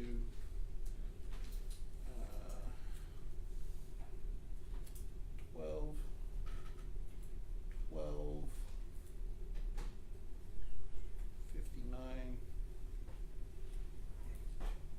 I guess, one of the officers got hit with something. I don't know exactly what happened with that, but like I said, we're still trying to figure everything. Okay, when you told the family that an officer got hit with something, I'm assuming, I don't wanna make the mistake of assuming a fact, so you help me out, okay? That, when you said got hit with something, you did not know at that time what he got hit with. Well, the candle, I knew at that time, but I just didn't tell them that. Alright, so, but you did say, I don't know exactly what happened with that, but like I said, we're still trying to figure everything out. You did say that, correct? Yes, sir, And that was truthful. yes, sir. Alright. Now, and just, unfortunately, she was inside of her apartment, and the disturbance happened with the officers, they were talking and conversating with her, and then, just, you know, during that time inside the apartment, you know, she was shot by officers, and she passed obviously there, so, like I said, we're still trying to, you know, figure out all the details. It's a long, ongoing, you know, process. We gotta take our time and go through everything. But we just, you know, we wanted to come in here and just kinda let you know everything's preliminary still. Alright, when you told them, we got to take our time and go through everything, was that a truthful statement? We still had to go, in general, I was letting them know we still have to go through stuff. It's just like something I'll say in Sir, general. Sir, my questions require a yes or no answer. Was it a truthful statement, yes or no? Yes, we still had to go through stuff. Alright. And then I'm gonna go to,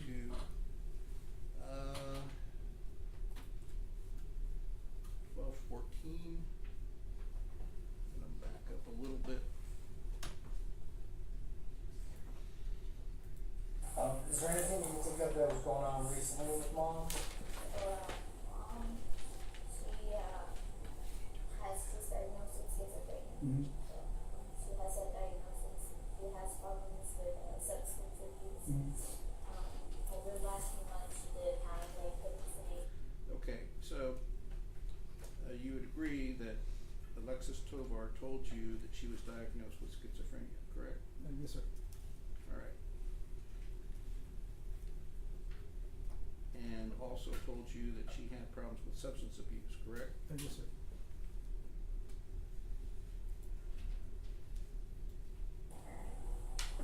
Things like of that sort. And I know if that's why she was doing stuff. Yeah, so the family's been Okay, ongoing with them.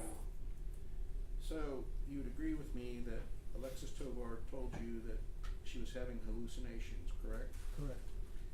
And even her own family knowing that she was having hallucinations, didn't know why she was doing certain things, correct? Correct. So if her own family who knew her better than you didn't know why she was doing certain things, you don't have better insight into why Melissa Perez would do things, correct? No, they would know more than me, yes, sir. I'm sorry? They would know more than me, yes, sir, I can So say. if they were baffled, you should have been baffled too, right? They knew more than me, yes, sir. Alright.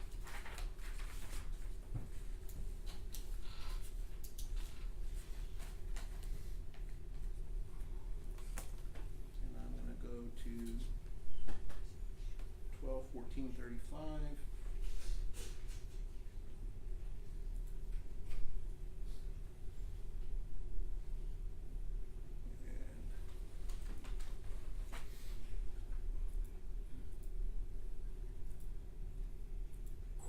It's been some time now. So is this years, No, this months, is like, or? so we wanna say that, so I'm a clinical therapist, I've been trying to help her get help for a while now. We got her into a treatment center, right, we were able to get her into recovery, she did get a diagnosis, she was at Methodist Transplant Center, actually, she was ED for a year. Okay, so, you had information that she was in a treatment center, correct? Yes, sir. And you failed to obtain treatment, information from the treatment center before you walked the warrant against these three gentlemen, correct? Yes, sir, like I said yesterday, yes, sir. And, you failed to get any information on the emergency detentions, correct? Correct. Alright. How long ago That was this about a year started? and a half ago. She was ED, the officer that responded was really good and supportive, and we were so thankful because that was like a breakthrough for us that we finally got her into a treatment center. She did get treatment, and then from there, we were able to get her into Starlight Recovery in Kerrville. She got help there. She stayed, I wish it would have been a little bit longer, but she stayed about 30 days there, right? And she got discharged into like an Oxford home, so she was trying to, so meantime she has 3 younger children, Lex is the oldest.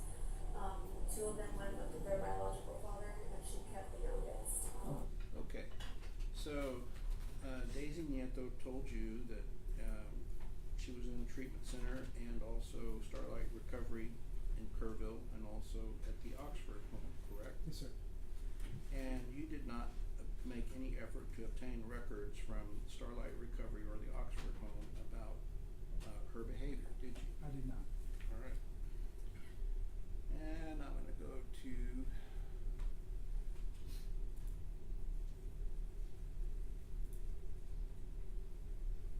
about 12/15/57.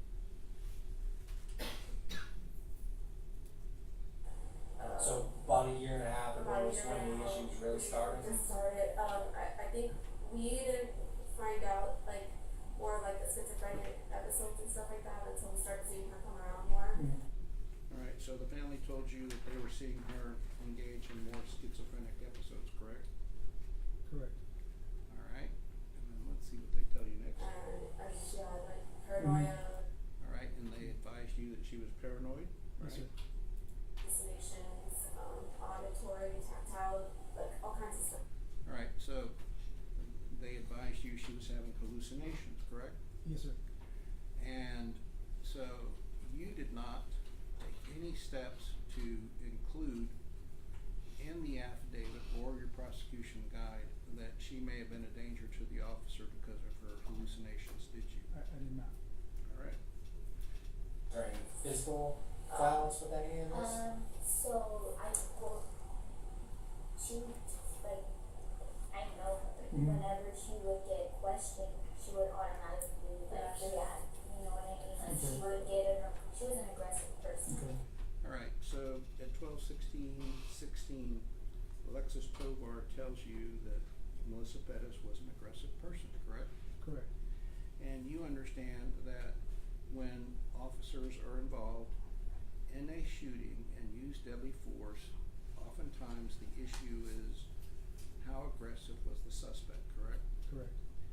And you did not include information in any prosecution guide or affidavit for arrest informed the judge or the district attorney's office that you had information that Melissa was an aggressive person as told by her own family members. Correct. All right. Then I'm gonna go to 1643 if I can.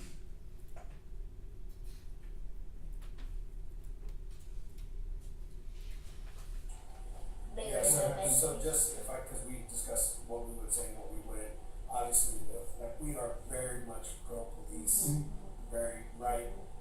With that said, you know, we wanna know for sure that, Okay, and that was Antonio Tovar that was saying at 12/16/43 that the family was very much pro-police, correct? Correct.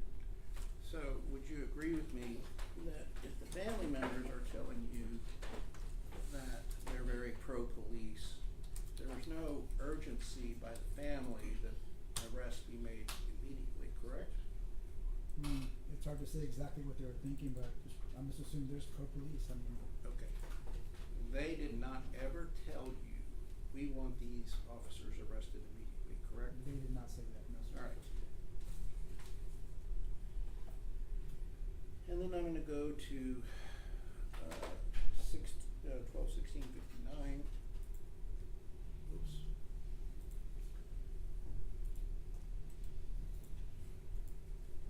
was it something, I'm not improper, I'm not saying it was, we're very supportive, we obviously know her condition, that's why there have been efforts in not only trying to get her help, but also at some point, like Child Protective Service involved, that was something initiated by the family because we had concern for the children, and, you know, Alright. So Antonio Tovar is telling you about how Melissa Perez family had to intervene with Melissa Perez by seeking out assistance from Child Protective Services, correct? Correct. And just to be sure, you failed to get any records from Child Protective Services so that the fact finder could understand before you obtained a warrant what was going on that night, correct? I did not get any records, no, sir. Alright.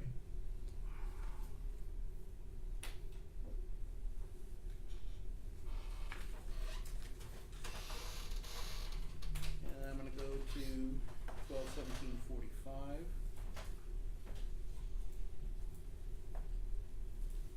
we're coming in here, perfect, and doing what we need to do, regardless of how mom, right, we're here for both sides. Alright, so would you agree with me that Kevin Dorsey at 12/17/45 said, right, we're here for both sides? Yes, sir, yes. Alright, and when he said we're here for both sides, would you agree with me that by being there for both sides, that requires being fair and impartial to my clients and to the family of Melissa Perez, correct? I don't know exactly what it was in his mind, but you can assume that, yes, sir. Well, you know that to be there for both sides means being fair and impartial and unbiased for both viewpoints, Just correct? being there for both sides of the, yes, sir. Okay, and being fair and impartial means not prejudging the evidence, right? Correct. And so you wouldn't make the mistake of showing up to the scene and seeing all the shell casings and say, oh, this looks bad, and then only searching for evidence to confirm your belief that it was a bad shooting, right? Yeah, I would not do that. All right.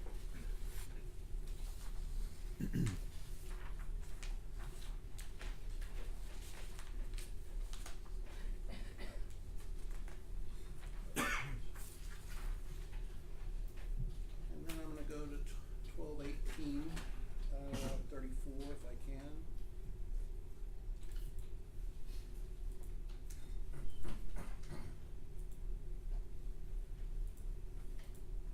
So I think we're gonna offer as much assistance as we can to get to the bottom of whatever we have to. Did she, was she using any kind of drugs that you guys know? I don't see, prior to going to start, she was. She was. on You guys know what kind of, X-Max. she was using meth? Okay. Alright, so from 12/18/34 to 12/18/41, the family advised you Melissa Perez was using methamphetamines. Correct. And you do understand that people who do use methamphetamines can be aggressive or irrational, correct? Correct. All right. And I'm gonna go to 1219.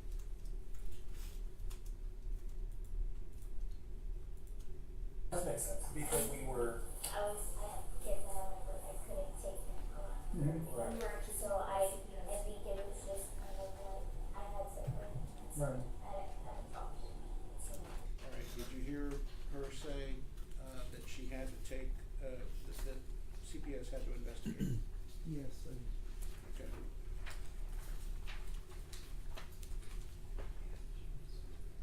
And I'm gonna go to 121945, 49. Whoops.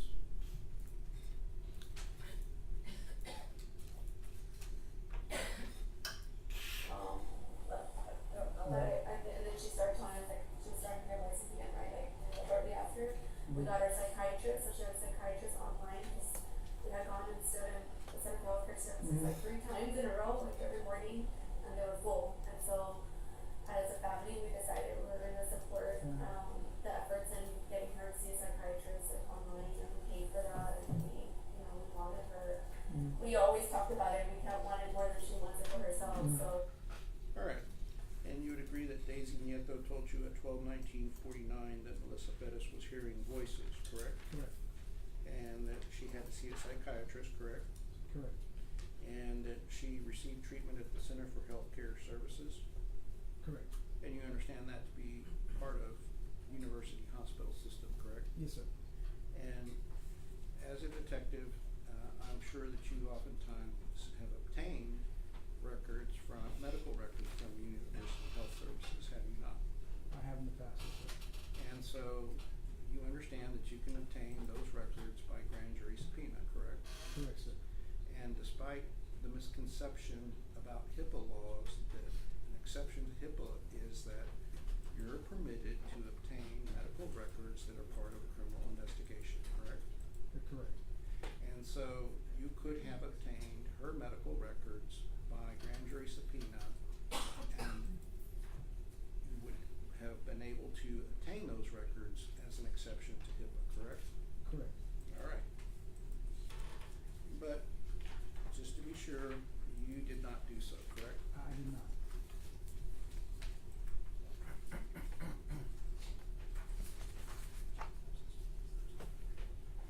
All right, and let's go to 122151.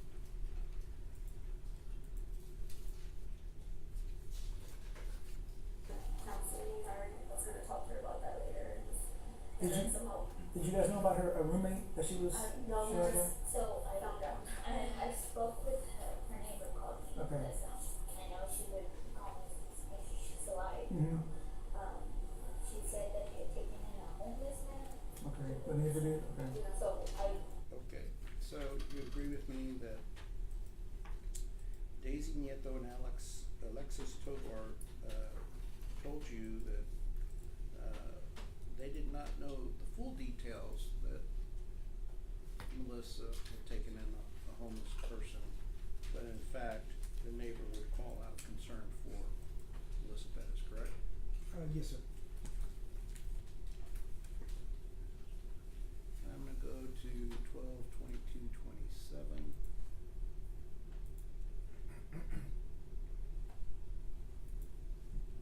Not that we're aware of. Yeah. I don't know who he was to her, like if they Okay. were friends, I don't Okay. really. And she wasn't with anybody? I'm gonna back up a No, little bit.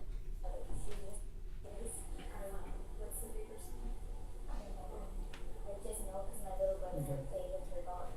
Okay. So, but, she just said that she had taken in a homeless guy. So, I don't know who he is, I don't know who. All right, and Alexis is telling you about the homeless guy, correct? Correct. All right. And, the family's telling you that they don't know who he is or what relation, that person is to her, correct? Correct. All right.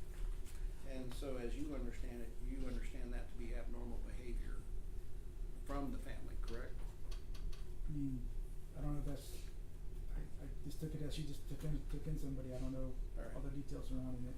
So, I wouldn't say abnormal, but she just took somebody in. would you agree that you understood the family was concerned about her behavior taking in a homeless guy, correct? Yes, as anybody would be. Alright. And why is it that anybody would? But a stranger, someone homeless, we don't know who this guy is. Right.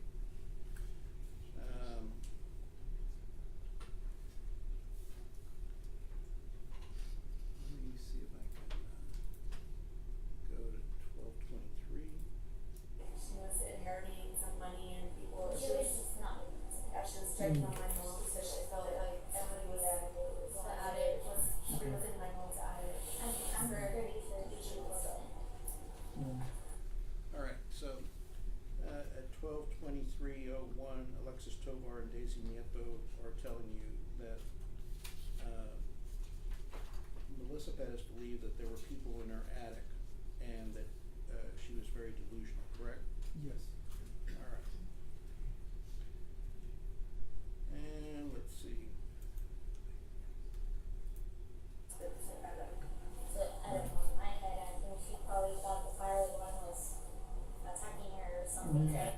Alright, so she says, Alexis Tovar says at 12:23:17, she probably thought the fire alarm was attacking her or something. You would agree that was said? Yes, sir. And would you agree that someone who has the delusion that a fire alarm is attacking her, is not in a rational state of mind, correct? I agree, yes, sir.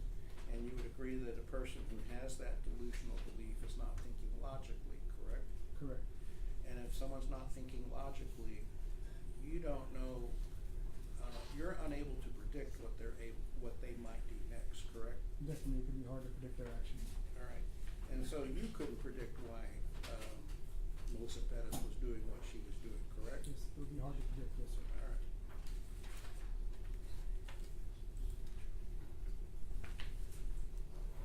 Alright, let me see if I can go to 12:23:59.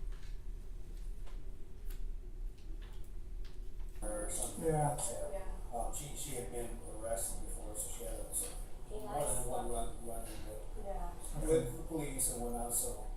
She was actually arrested last month and, she was in jail? In jail, yeah, she was in jail. Okay. And I remember calling the downtown jail, asking her if they could put her on medicines, cause I knew she wasn't, Mhm. she was non-compliant at that point. And I think like 2 days later after my call, she was released, so I don't know, we did multiple things to try to help her, So we don't know if she was taking medication she was currently? not. No, she wasn't on, she was on, Respirol, I think it was like 75 milligrams. Yeah, but she wasn't taking it.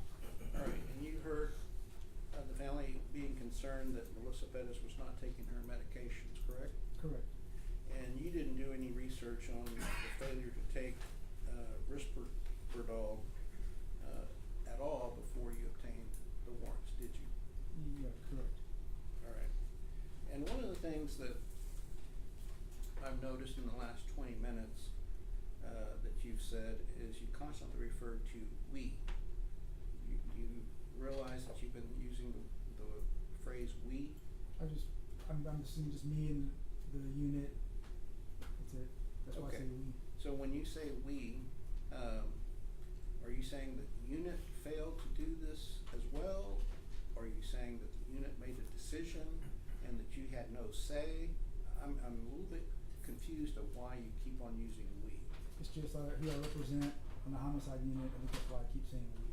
Okay, so are you suggesting in any shape, form, or fashion that you were receiving directions from supervisors? No, sir, I was not. Alright, so if there was a failure to do certain things, are you blaming your supervisors or are you accepting full responsibility for the No, failure? I didn't get the medical records, it's on me, sir. Solely on you? It's on me, yes, sir. Alright. And your supervisors, are they experienced? Yes, sir. And, did you tell your supervisors that you had this information? We discussed the meeting with, Ms. Tovar, yes, sir. Okay, that's kind of vague, so let's see if we can flush that out. You've been telling us that in this video, you learned that she was paranoid, schizophrenic, had been ED, aggressive, not taking medication, hallucinating, so forth. Did you tell your supervisors all of these facts after you returned from the visit? I don't remember verbatim exactly what we did in those conversations, but I would say it's probably likely that I did tell them stuff like that. Yes, sir. Okay. So, let's break that down two ways. And one way is, it seems like you're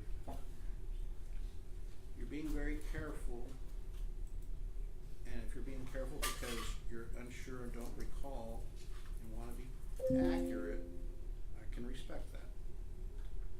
But if you didn't tell them any of this information, we need to know. Did you tell them any of this information? The first statement you said, I'm unsure, don't exactly recall. I would say most likely I did tell them, but I can't for sure say, but we discussed the meeting. I'm sure we would have went over like the history of medical, her not taking her medication. I'm sure we would have talked about that. Okay. Let me pause for a minute and process what you told me. It seems to me that if you had told Sergeant Whittaking this information, it's my understanding that he's a very experienced homicide investigator or sergeant or supervisor. Well, he's no longer there, so. Okay, was he experienced at the time? He was there, he was a homicide sergeant, yes, sir. Would you say that he's competent? Yes, sir, very much. Would you say that he has good judgment? Yes, sir. All right. And so if he had this information from you, you would agree that that would go to the totality of the circumstances as to whether the officers were justified in the use of force, correct? Would have been part of the totality, yes, sir. All right. And since your sergeant was aware of this information and since we know that you failed to gather this information, then you would agree that your sergeant did not tell you, slow down, take your time, let's not rush this warrant, let's do further investigation. Did that conversation ever take place? I was not told to slow down or anything like that. Okay, so if your sergeant failed to tell you to slow down, and it would have been wise to do so, is that a collective failure on the part of you and your sergeant? I wanna make sure I'm clear, like, I can't remember the exact conversation with Sergeant Whittaking, or the captain either. Like I said, we talked about this for sure, and I wasn't given any direction to slow down or anything.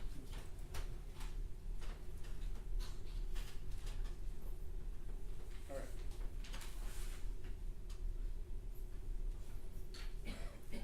Now, I want to make sure that I understand what you're telling us and what you're not telling us.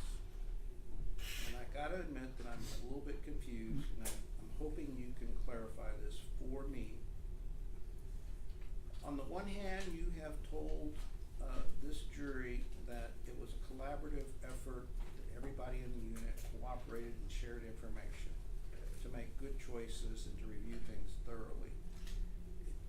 Am I correct in saying that's what you told this jury? No, you're correct, sir. All right. So if I am correct that you're representing that you collectively shared information that was relevant with your supervisors and coworkers, and you brainstormed, where did you document that you informed your supervisors that Melissa Perez may have been the aggressor here and may have threatened serious bodily injury or death, and we need to take our time to assess the situation? Where is that documented? I did not document that. We didn't Okay. meet, but we talked about it, but I did not document it, sir. No. Okay. Would you agree that you did not document these conversations that you had with your team and provide that to the district attorney's office. I did not document those individual meetings, no sir, I didn't. Okay, so, there's an old movie where, there's an actor that he clones himself and he's warned not to make a copy of a copy because, copies degrade over time. You seen that Yeah, movie, you know what I'm talking? multiplicity, I think. Yeah, Yeah. multiplicity. All right. So you agree that a copy of a copy, if it's imperfect, each subsequent copy gets degraded, right? It could, yes sir. All right. So if you omit information and you provide it to a decision maker, they have incomplete information, correct? Correct. All right. So if I understand correctly, what you're telling us is that you did not inform the DA's office about your conversation with your supervisors about Melissa Perez's mental health status, correct? Honestly, I don't recall if I did or not, so Okay. I don't. So if you don't recall, you would agree with me, you owed it to our clients and you owed it to the state of Texas to provide complete information to them about Melissa Perez's mental state, correct? You talking about with the DA's office? Yes. Yes, I mean, there were conversations, of course. All right. I just don't recall exact conversations. But you agree that you've already testified that you did not document your conversations with your supervisors and your fellow detectives about her mental health. We agree that's true. We spoke about it, but I did not write it down, yes sir. All right, and since you didn't write it down, that wasn't conveyed to the district attorney's office, correct? Wasn't it, yes, I didn't write it down, yes sir. All right. Now,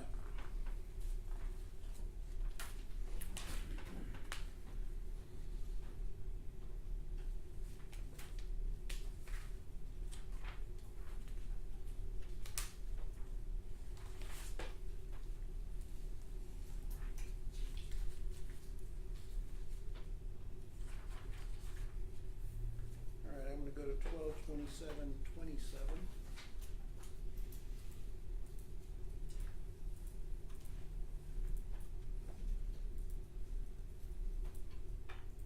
Now it's, Mm-hmm. analyzing everything.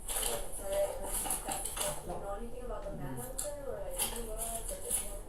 Yeah, we have his information. Oh, Yeah, okay. he was just staying in one of the rooms, is all we know. Okay.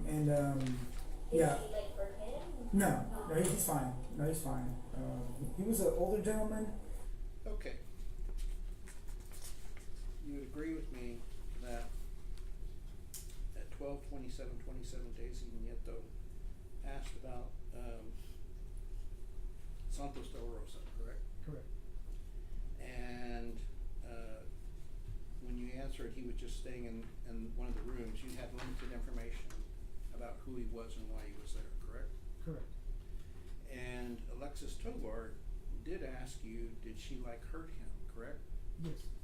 And so when someone asks if their loved one hurt someone else, you would agree that's indicative of concern that their loved one might have harmed another. Correct. All right. And you had to assure her that he was not harmed. Yes. All right. So even her own family had the belief that it was possible that Melissa Perez may have harmed Santos de la Rosa, correct? Correct. So if her own family could have that belief that she might have harmed Santos de la Rosa, you would agree it would also be reasonable for these officers to share that same fear, correct? Correct. All right.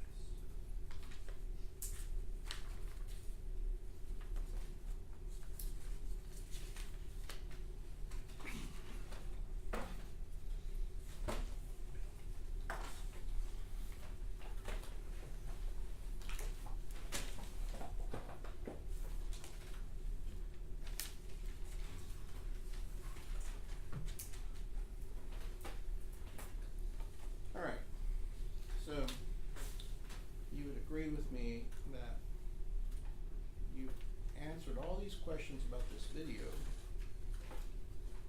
about what the family was saying about Melissa Perez's mental status.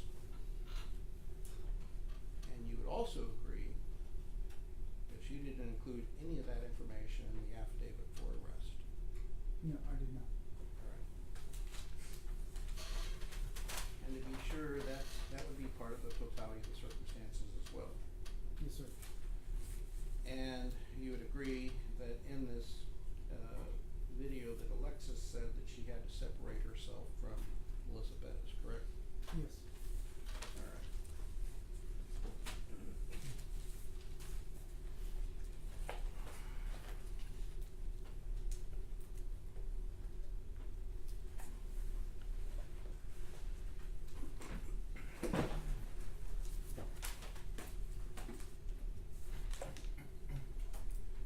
Alright, so, I wrote some notes here and I wanna make sure that I understand, what your testimony is. You were shown, Nathaniel Villalobos video at 1:49:57, and that's the moment before he stepped over the railing to try to unlock the door. Do you understand what time we're talking about? Yes, the first time we went over the railing. And so, just to be clear, when I asked you questions about multicam view, you said you had no idea what it was, right? Yeah, yes, sir, I didn't know that. Okay, so can we agree that at the time that Villalobos stepped over the railing, that you did not, on multicam view, look at all of the videos simultaneously and compare and contrast the various videos in a multicam view when Villalobos stepped over the railing? No, I did not, sir. Alright.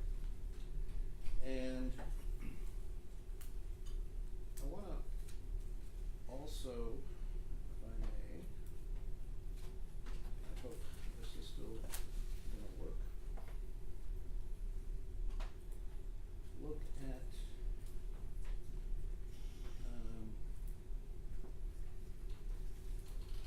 Maria Salinas' body camera at that time.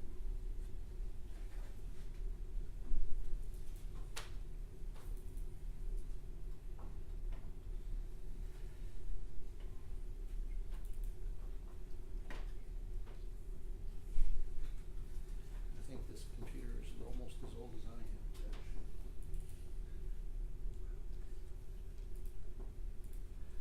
In terms of how it's behaving. Alright.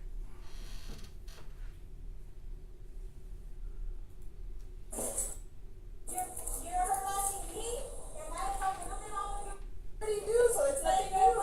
For my guard on and shine that I will be able to know that I can stop. I don't worry. I'm not here to do this.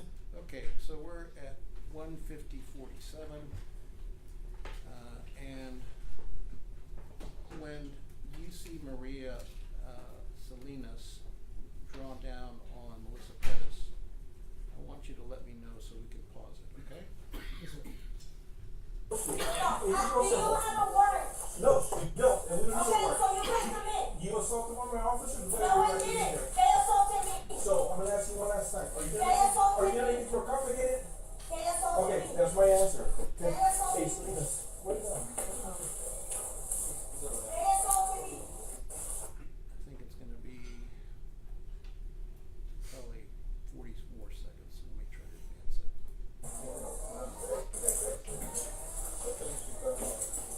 No, I don't. Shut up. Oh, you can't. Alright, so I paused it at 1:51:51. You would agree with me that Nathaniel Villalobos, if you can stand up, sir. He's got some pretty wide shoulders, right? Yes, sir. I don't know how wide they are, if you can borrow some measuring tape. I'm so glad you asked.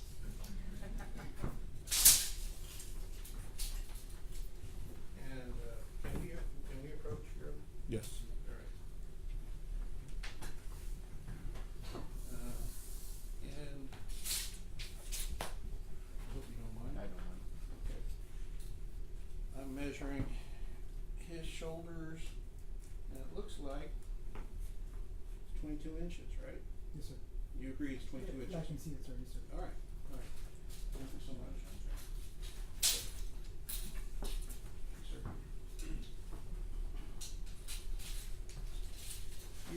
with me that he had no problem putting his 22-inch shoulder width in that gap in the window, correct? Correct. So, based upon the fact that he was able to put his shoulders in that window, and his shoulders are 22 inches, there was no obstruction that precluded him from making that entry, correct? No, not right there, no. Alright. And you know for a fact that Melissa Perez in that 22-inch gap didn't have any obstructions, correct? Right. Should be able to get it on the TV pretty good. Alright, so, in terms of obstructions, in that third of the window to the right, there was no obstructions in that last third, correct? Correct, that last third, there was nothing. Alright. And I wanna get back to Maria drawing down.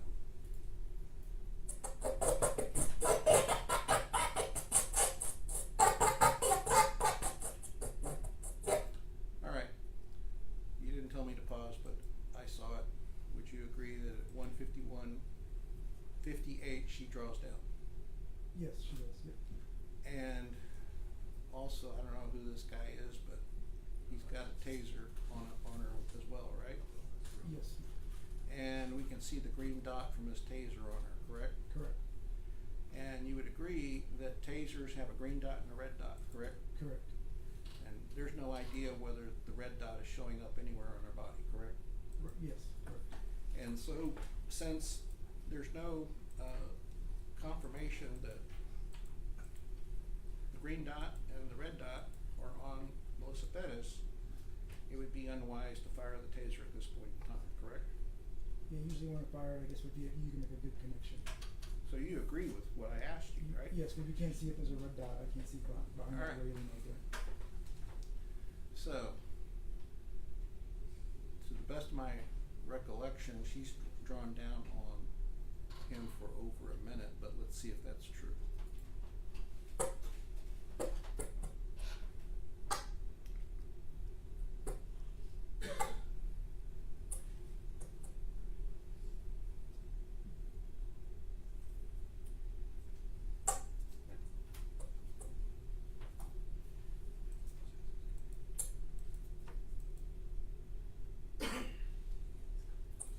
Alright, so it looks like at 152:22 that she puts her pistol in the low ready position, would you agree?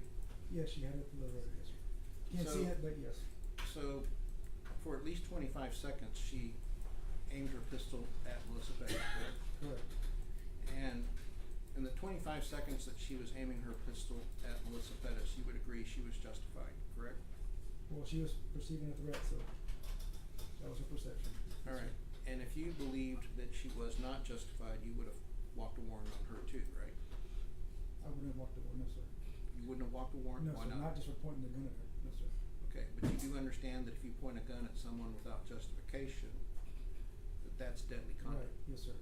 Alright, It could be ag assault too, yes, sir. so, and you didn't see any reason to file on her for deadly conduct or ag assault, correct? No, sir, I did not. Because you believed that, she was justified, correct? At the time she perceived that she was coming close to her partner, and she Alright, You're done. and you relied upon her assertion that she had reasonable fear that Melissa Perez could swing a hammer, a deadly weapon, and strike Nathaniel Villalobos with that hammer, correct? right. And so that would make her conduct justified, correct? I believe that at that moment, what she believed, she drew down to protect her partner. It was justified. Alright. And let's see if we can see her raise the pistol again. I don't think she does.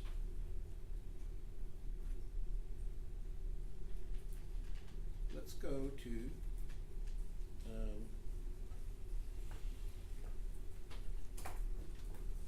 Rommel's body worn camera. At the same time, I'm gonna represent to you that he drew down on her as well. Let's see if we can capture that.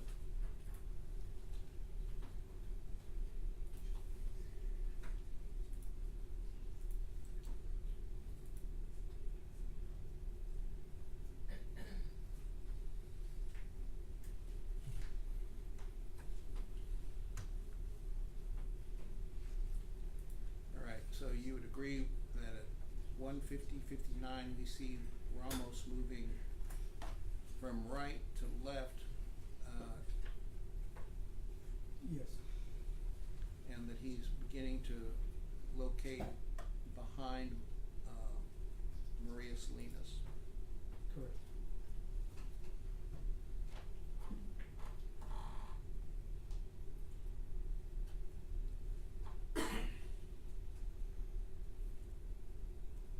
And then he then starts to follow Sergeant Flores. Yes, sir.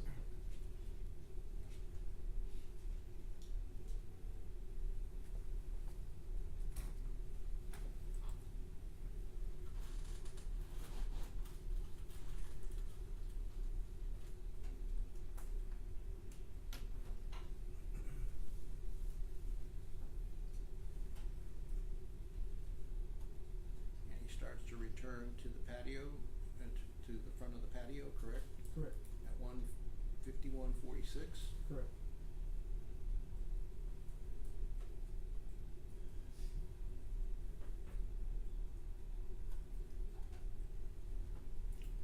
And did you see someone jump back?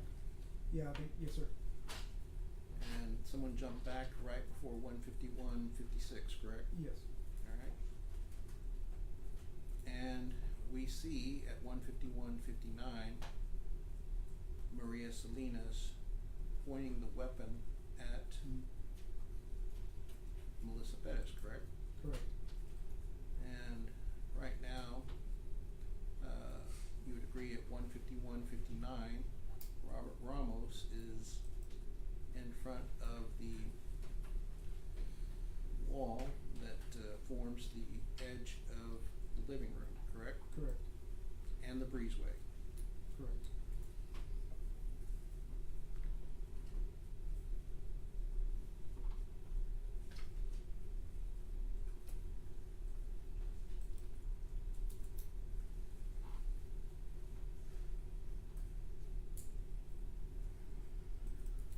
Alright, at 152-16, would you agree with me that what we see here is that Robert Ramos also draws down on Melissa Perez? It looks like he does, yes, sir. Alright, and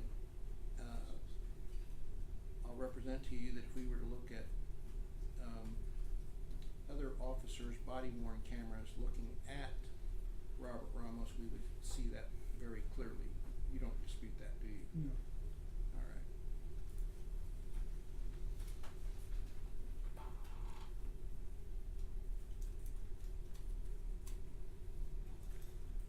And you would agree with me that at 0152-24, we see what appears to be his right arm horizontally outstretched, right? yes, sir. And that would be consistent with him continuing to aim his pistol at Melissa Perez, correct? Yes, sir.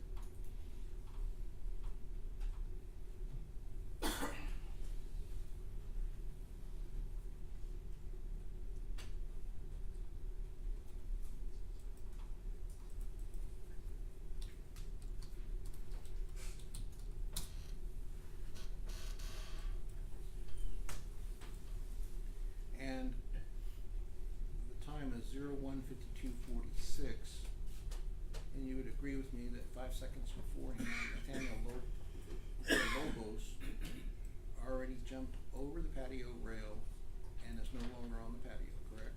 Correct, But even though he's no longer on the patio, you would agree with me that Robert Ramos is still aiming his pistol at Melissa Perez, correct? it looks like he could be.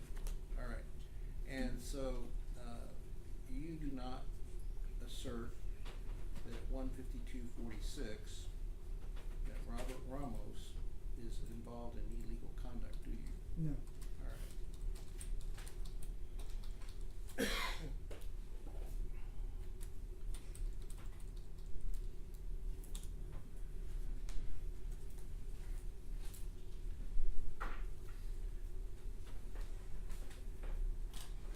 Now,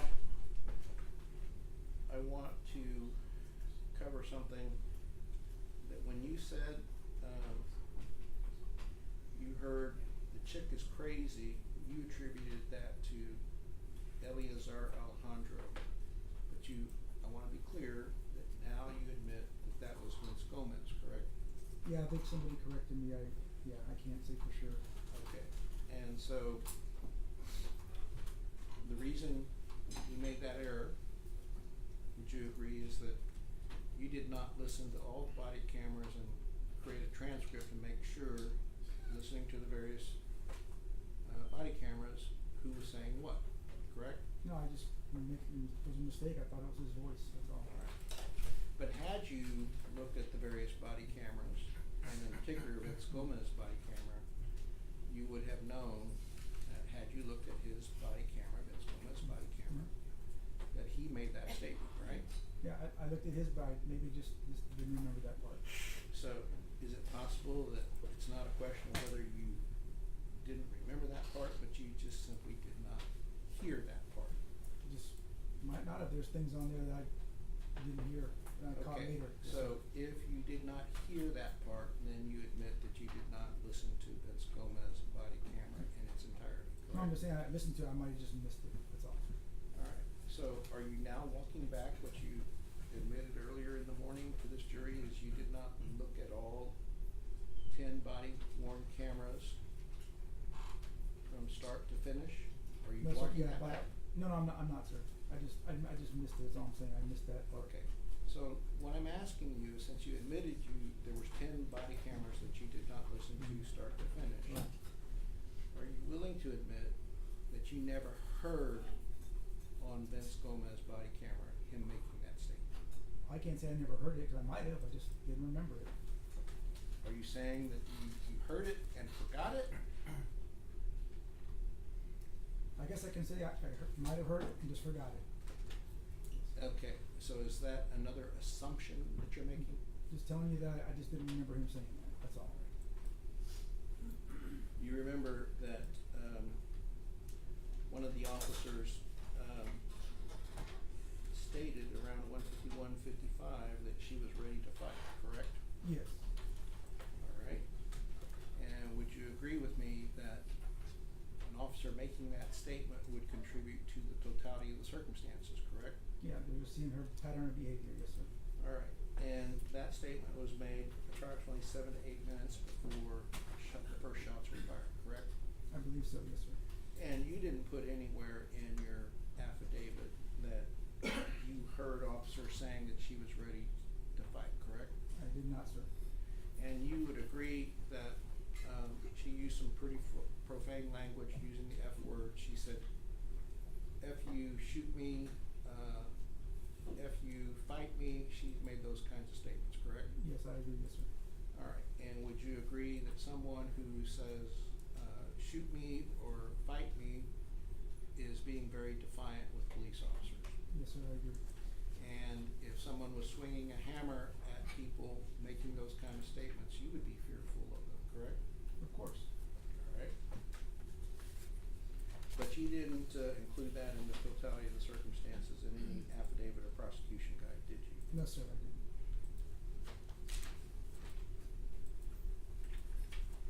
And there were some questions about whether or not, I think the state asked you, whether Eleazar informed Sergeant Flores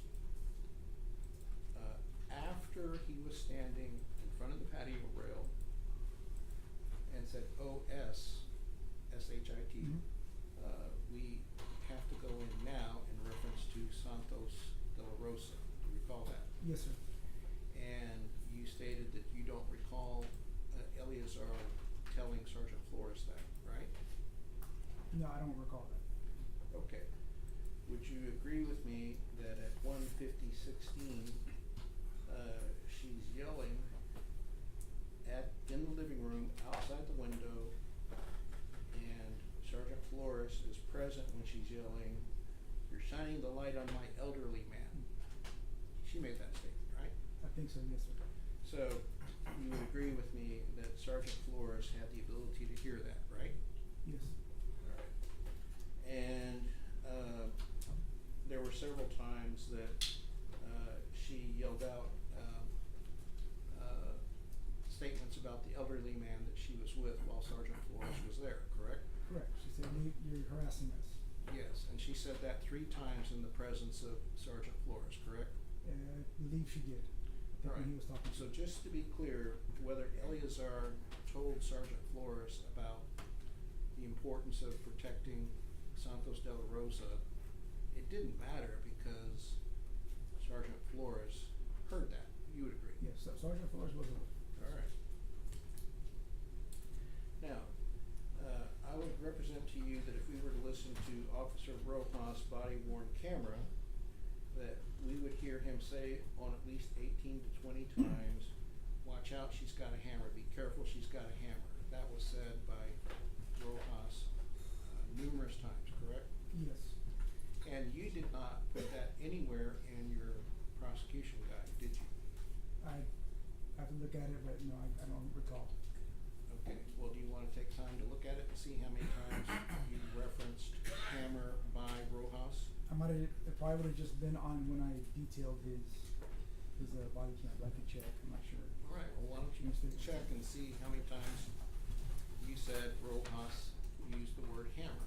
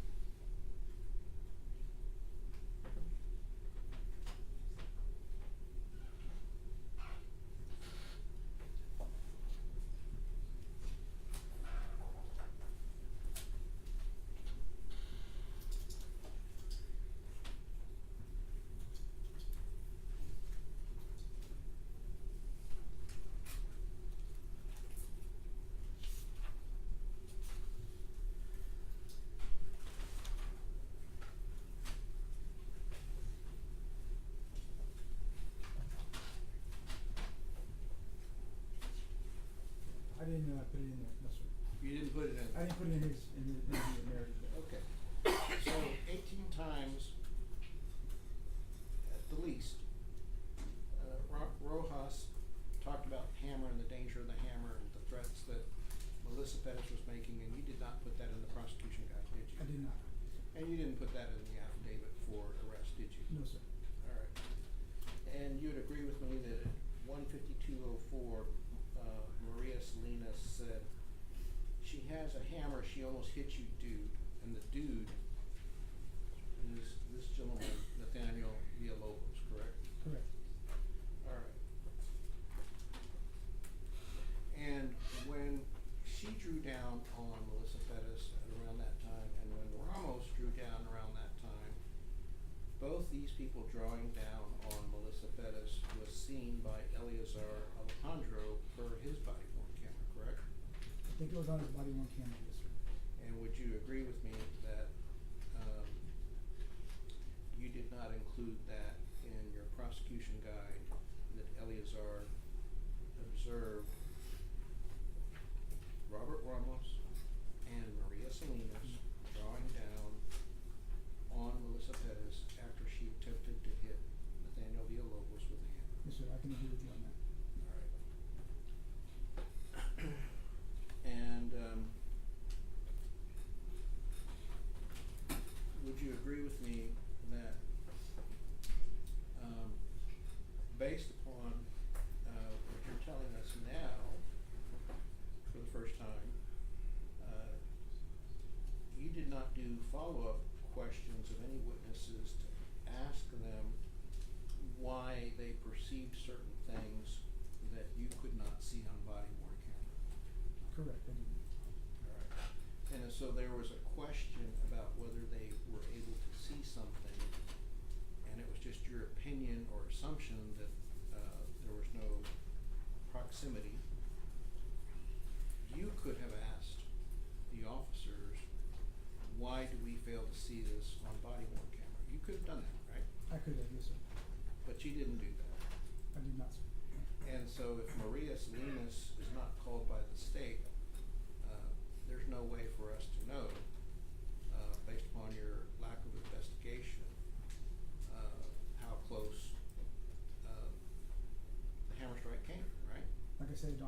for her observation, yes, sir. Yeah, that's correct. And let's see if we can pull this up.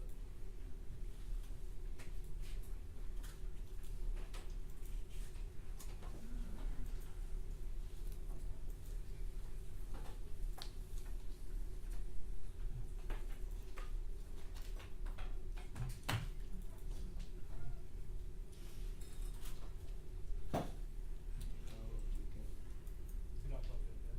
well, I'm not plugging in. Oh, that would help.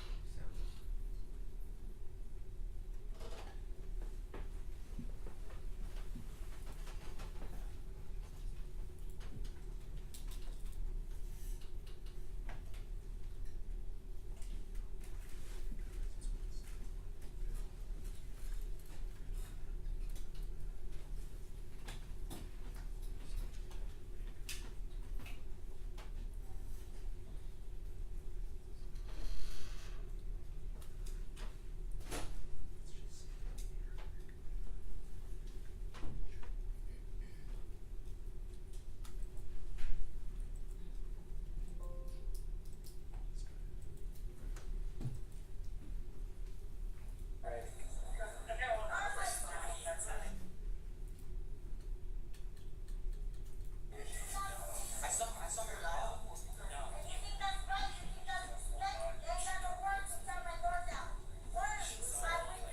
All right, so at 1:37, did you see Maria Salinas indicate, actually, I keep on getting the hammer, with her left hand that it was this close, using a pinch gesture? Yes, sir. And this is Eleazar's body worn camera. Yes, sir. And so would you agree with me that Eleazar is entitled to rely upon that for the totality of the circumstances when he made the decision to fire at 2:02:07? You're allowed to rely on other officers, yes, sir. All right. And so you would agree that if in fact Melissa Perez had missed hitting Nathaniel Lobos by this much, and Eleazar believed Maria Salinas, he would have good reason to believe that Melissa Perez was intent on using a hammer as a deadly weapon to strike Alfred Flores, correct? As we saw, it really wasn't that close, but yeah, he's relying on that, yes, sir. Okay, I know you're saying it wasn't that close, but would you agree with me that at the moment the hammer strikes, and given where Alfred Flores was standing by Edwin Rivera's video, that the distance could not have been more than 5 feet? About 5 feet, yes, sir. Okay, and you would agree that the glass broke, correct? The glass did break, yes, sir. And I know that you wanna tell this jury that she was never gonna let go of that hammer. I know that. But had she let go of the hammer, the window would not have stopped it from sailing into potentially Alfred Flores's head, who was defenseless, correct? Correct, because she broke the window, yes, sir. Alright, and had she thrown that, and had it sailed through the window and had it hit Alfred Flores in the head, that's a reasonable belief that she was intending to use the hammer as a deadly weapon to cause serious bodily injury or death to Alfred Flores, correct? Yeah, so when she threw it, she could have caused serious bodily injury. Alright, and in fact, when you've analyzed the shooting, Eleazar Alejandro of a second, maybe one frame before Melissa Perez hit that window, correct?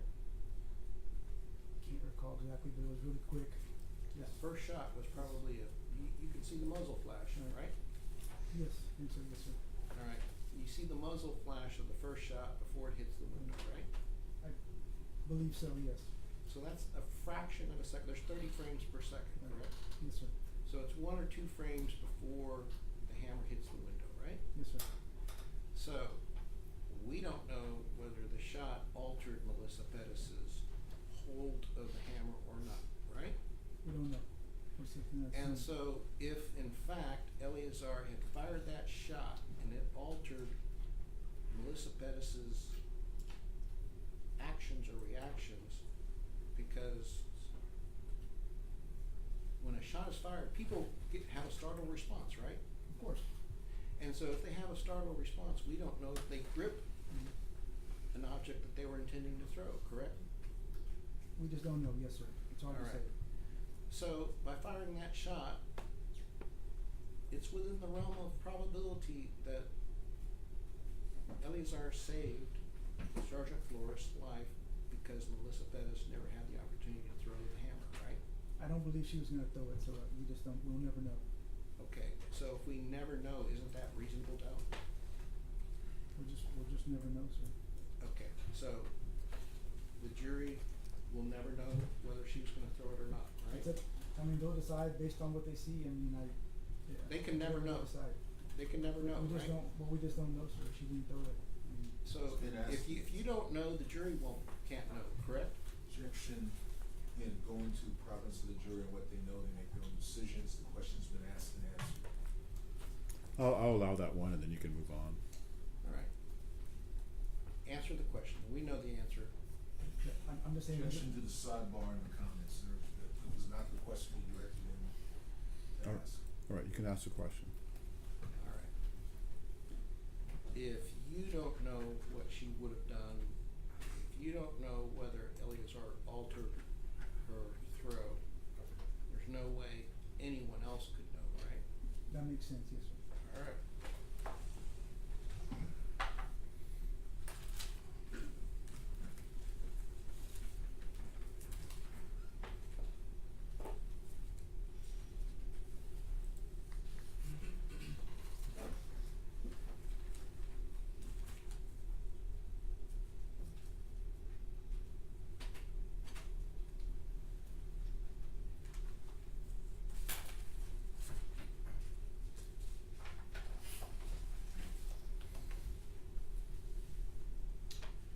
And I meant to ask you this earlier, and I apologize for asking you late now, but you would agree with me, you did not gather the device audit trails until June of 2024, correct? Yes, until I was asked, yes, sir. Alright, so you never looked at the device audit trails until a full year after the fact, correct? Correct, sir, I did not.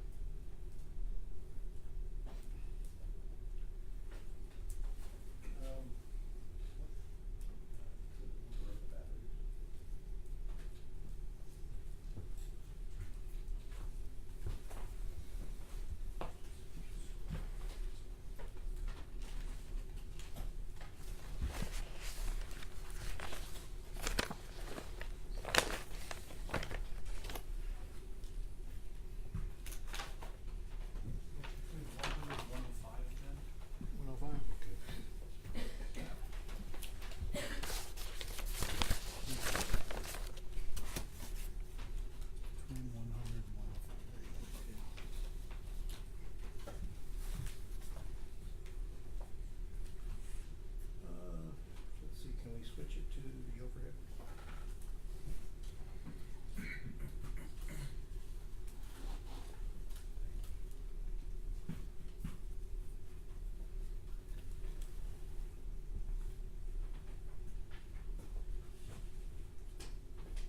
I'm showing you, I'm just gonna show them sequentially from 100. Oops, this is defendants give it 100. You recognize this that Kenji Uno gave this to you? Yes, sir. Alright. And this is 101.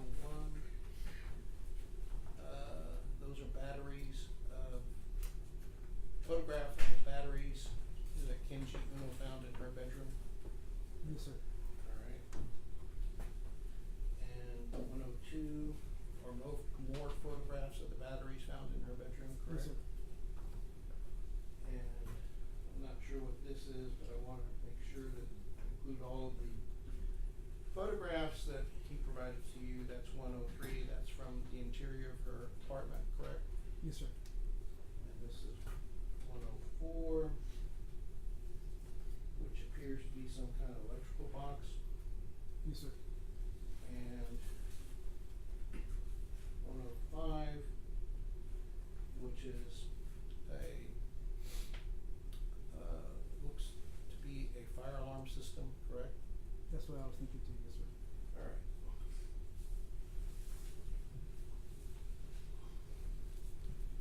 And I'm not sure what the court's prior ruling was, but I believe that defendants exhibits 100 through 105 were conditionally admitted, and we would ask that they be fully admitted at this time.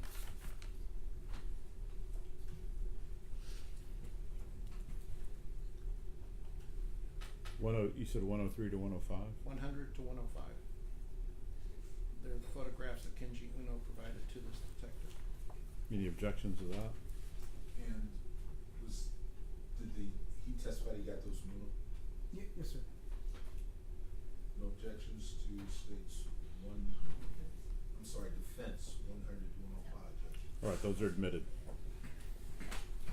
And would you agree with me that in those photographs, 100 to 105, that corroborates Melissa Perez's statement that she had cut batteries and taken batteries 13 times before?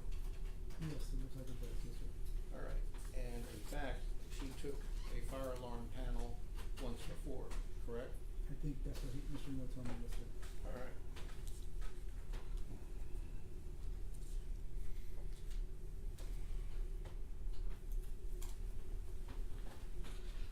And I believe at 154:15, we can hear on one of the body worn cameras that Salinas is telling a group of people that are meeting with Sergeant Flores that she came right at me with a hammer. You recall that? Yes. And that statement happened approximately 8 minutes before the first shots were fired, correct? I don't know exactly when, but yes, it was around that time. And you would agree with me that that type of statement is expressive of the state of mind of Officer Salinas, that this woman was dangerous 8 minutes before the first shots were fired. I believe he thought she was dangerous, yes, sir. Alright, and so the statement that she was dangerous 8 minutes before the first shots were fired would be indicative of the totality of circumstances that all officers were aware of at the time the first shots were fired, correct? Yes, sir. Alright.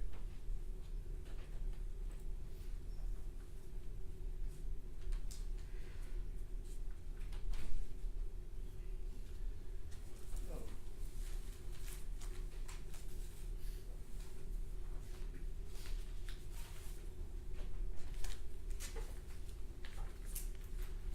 Let's go to State's Exhibit 193, which is your prosecution guide. Yes, sir.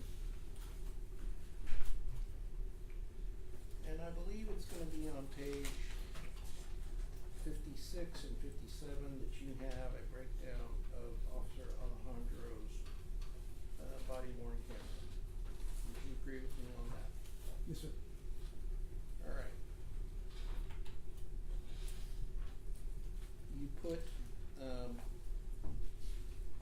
for lack of a better phrase, I don't wanna call them bullet points, but you number sentences. And the sentences are numbered, and then you put a date and timestamp on it, correct? Correct. So, on the sentence that you numbered 14, you put a date and timestamp of 6/23/2023 at 2:02:07 hours, correct? Yes. And you claim that Officer Alejandro fired the first round of shots and was unable to see Melissa. That's what I wrote there, yes, sir. And in fact, that's not true, is it? No, it's not, sir. You agree that that's incorrect? Yes, sir, I do agree. Okay. And might have been because I just couldn't see from the get a complete vantage from his camera. That might be why I put that, but it was worded incorrectly. So, let's break that down.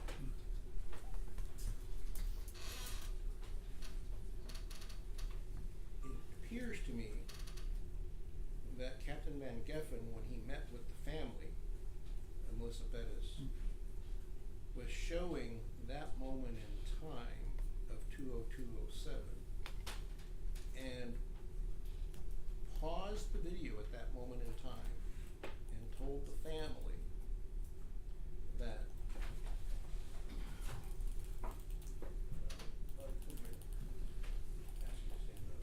Judge, I'm gonna object when it's hearsay, this witness was not at that meeting that he's referencing, so it's outside his scope of knowledge as well. he's an investigator, he can talk about what he relied upon. Again, Judge, the question is posed in the meeting with the family with Melissa Perez. He's already testified that he was not at that meeting, improper with this witness. Let me specifically hear what the question is. All right, can I ask my client to step forward? Yes. All right.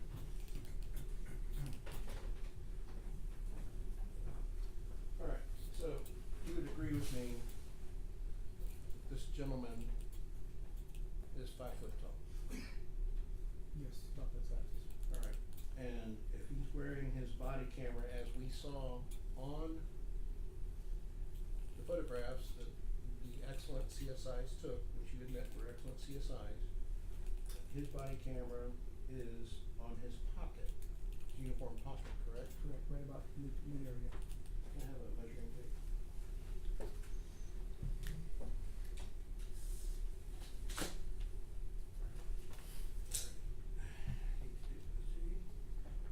Would you agree that the top of his head and where the camera would be was 20 inches below the top of his head? Yes, sir. And that it would be 16 inches below his eye level? Yes, sir. All right. And would you, sorry about that. And would you agree with me that the patio is 6 inches above the ground level, approximately? I don't know for sure, but it's fine. But he wasn't standing on the patio, he was standing on the dirt in front of the patio? Yes, sir. All right, so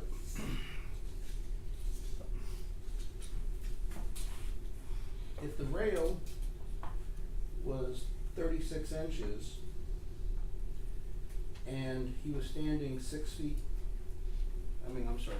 inches below the patio slab, if we add 6 to 36, it would be 42, and it'd be right where the camera was, correct? Yes, sir. All right.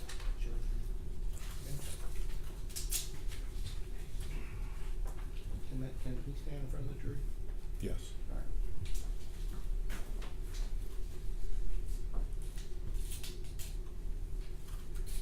All right, so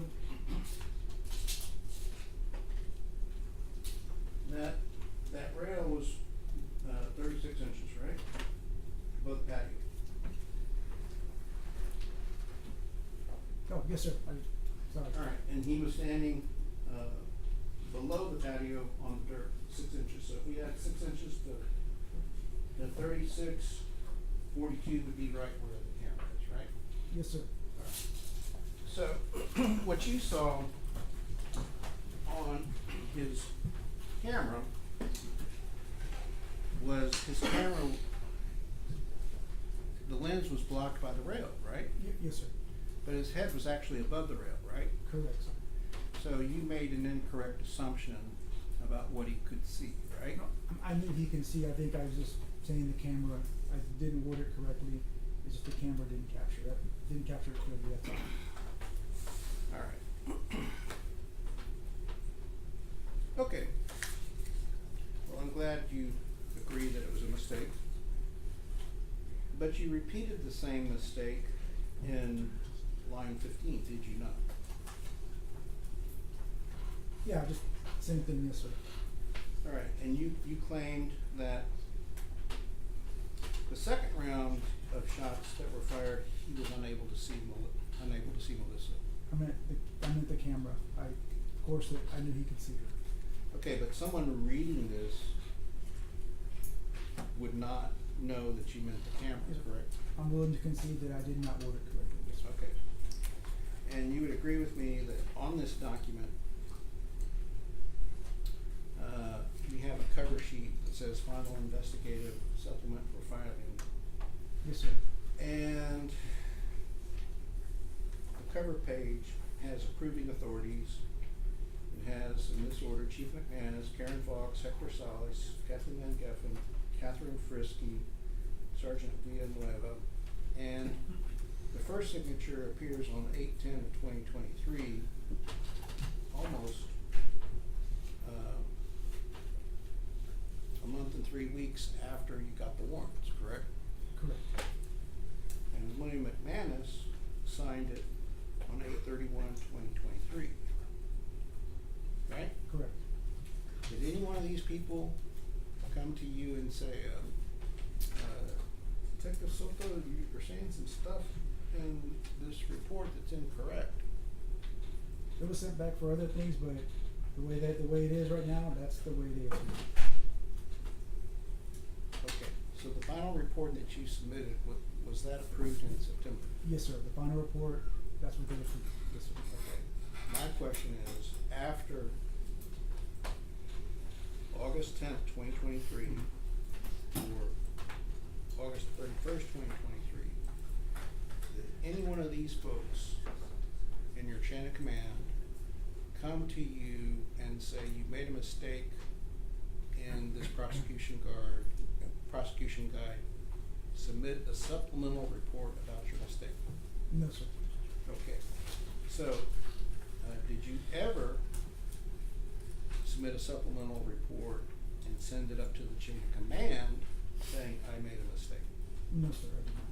Alright.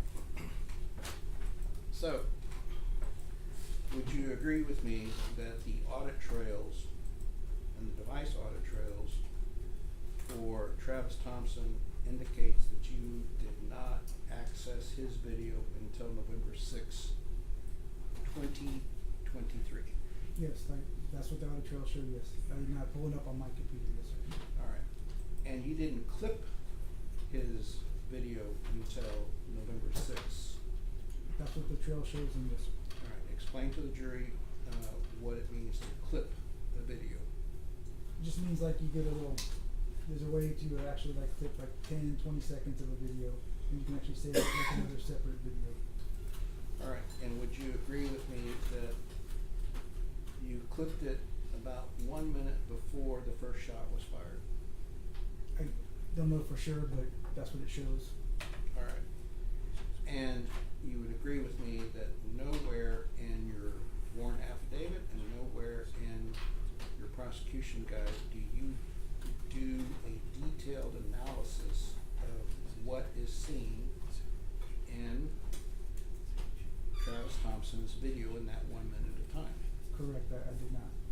And would you agree with me that in that 1 minute of time, we see Melissa Perez run from the TV at a start time of 2:02:04 to the couch, picks up the hammer, and charges at the window and swings the hammer, and the hammer strikes at 2:02:07? At the glass, right? Yes, sir. Yes. Yes. It strikes the patio window. The window, I'm sorry. Yes, sir. And despite what you put in your affidavit, she struck the patio window first, not the door, right? Yes, the window, yes, sir. So she charged towards the window, not the door, correct? Correct. And you don't make that clear in your affidavit, do you? Can I look at it again just to verify? You don't have a copy of it? Yeah, I do. I have it.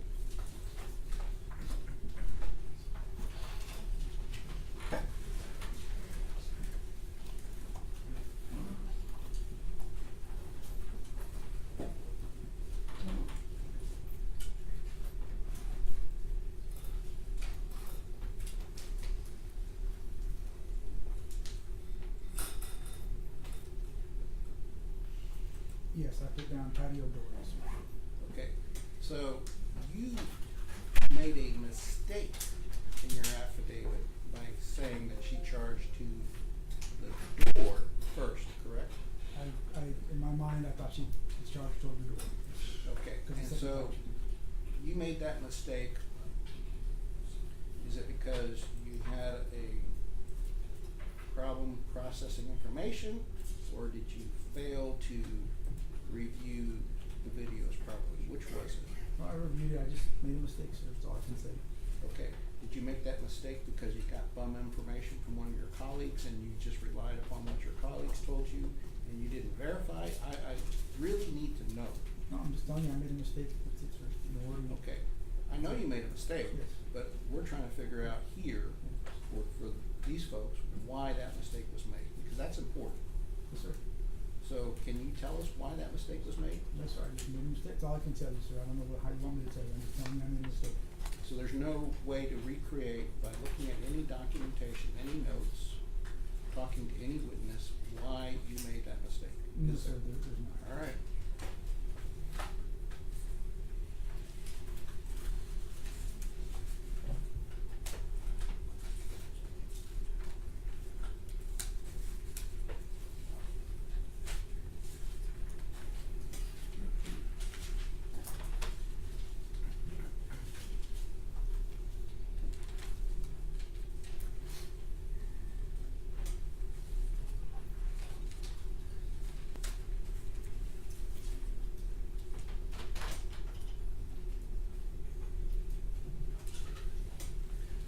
All right. One of the things that I did last night, I did a word search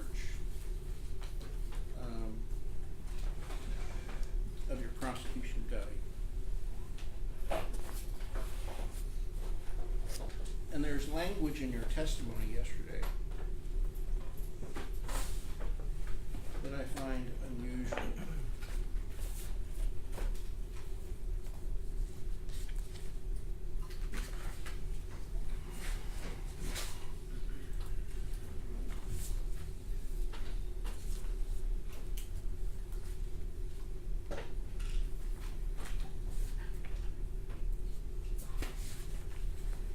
You did not say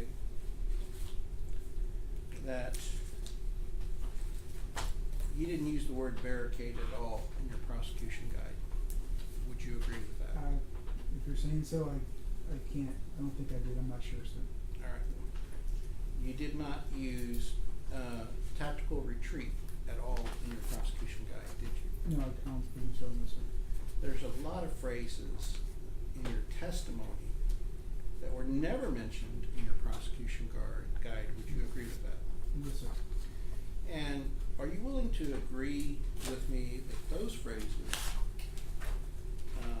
were never used by anyone in the department except for the Public Information Office? I don't know, sir. I'm not sure. All right. So, one of the things that you also talked about was what was the driving force, what was the immediacy? You would agree with me that those phrases were never used in your prosecution guide, correct? Correct. They were never used in your affidavit for warrant, correct? It was not.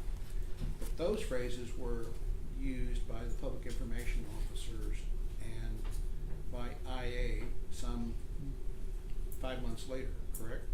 I'm not sure, I don't recall that. All right, so do you know why IA would use the words that you used in your testimony yesterday, 5 months after the fact? I don't know, you have to ask them, sir, I don't know. All right, so would you agree with me that it would have been improper for you to share information with IA about this case? No, of course. All right, so there's no reason why you should use the same language that IA did? I never discussed that with anybody from my, yes, sir. All right, so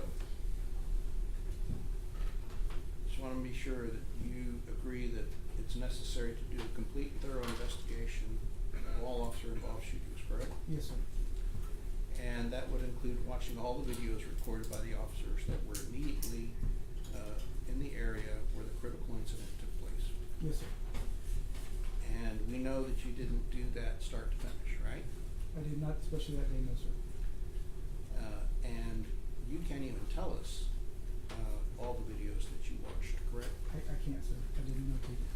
And, if I were to represent to you that if we go through all of your user audit trails and the device audit trails and do a word search for the word restricted, in fact, there's a couple of videos that you never restricted. It could be possible, sir. I mean, I was told to restrict them. Maybe I didn't, cause I know there's two different things like OIS team and there's another abbreviation they use. I might have used the incorrect one and didn't get, or maybe one came in later and I just didn't restrict it. It's possible. Alright. And on many of the videos, you didn't restrict them until July 6th, correct? It's possible, sir. It's possible. And on the remaining videos that you either failed to restrict, on the remaining videos, and we're excluding those that you failed to restrict, or the ones that were restricted July 6th. On the remaining videos, the earliest you restricted access was after 10 o'clock that morning, correct? I don't know for sure, sir. Alright. Can you agree with me that all of the witness statements of the officers were finished before 10 o'clock? Yeah, I believe so, yes, sir. Alright. And Nathan Villalobos had an Axon login, correct? Yes, Eleazar Alejandro had an Axon login, correct? correct, Alfred Flores had an Axon login, correct? correct. And before you restricted the videos, they had the ability to log into their own Axon account to watch the videos, correct? Yes, Alright, and they could have gone to any SAPD computer that you permitted them to go to, pull up the Axon webpage, do a sign in with their account name and so forth, and view the videos, correct? they could have, cause I hadn't restricted them. Alright, and you never told them take as much time as you need to not only view your own videos, but everyone else's video. You didn't tell them that, did you? I did not. And that has changed since this incident, has it not? As far as like letting them. Look at all the videos. Yes, I believe it has. And the reason it's changed is because before this incident happened, the Attorney General for the state of Texas said that under Texas Occupation Code 1701.655 that the officers who participated in a body worn camera before being compelled to make a statement must have the opportunity to review all the videos of the incident, not just their own videos, but everyone who was present. You know that's true, correct? I've been told that, yes, sir. Alright, that was not allowed on this particular date. I just didn't tell them. We pulled up theirs. Okay, but that was not allowed on this particular date. I'm not sure if it was allowed, you mean by like a department policy? Was anyone told that they had the right to review all of the videos? I would say, I'm not sure what the others were told. I didn't say that, no, sir. Okay, so since you didn't say that, you can't say whether any other detective in your team or any other supervisor in the officer involved shooting told the officers, look at all the videos before you give a statement. You're correct, sir. I cannot say that. And would you agree with me that had they had the opportunity to review all the videos, many of the things that you have forgotten in terms of the totality of the circumstances, they would have had the opportunity to see. They could have seen, yes, sir. And that would have assisted them in saying, you know what, at the time I fired, I was justified because I was aware of this information, and this information. And sometimes when you look at your own body worn camera, you don't see everything because of the angle, right? Correct. So, by not permitting them to review all the body worn cameras to refresh their memory, they were unable to see every event that could have assisted them in writing a better statement to to explain why their conduct was justified, correct? I can't speak for the other officers. I know I did not tell that to Officer Alejandro. All right.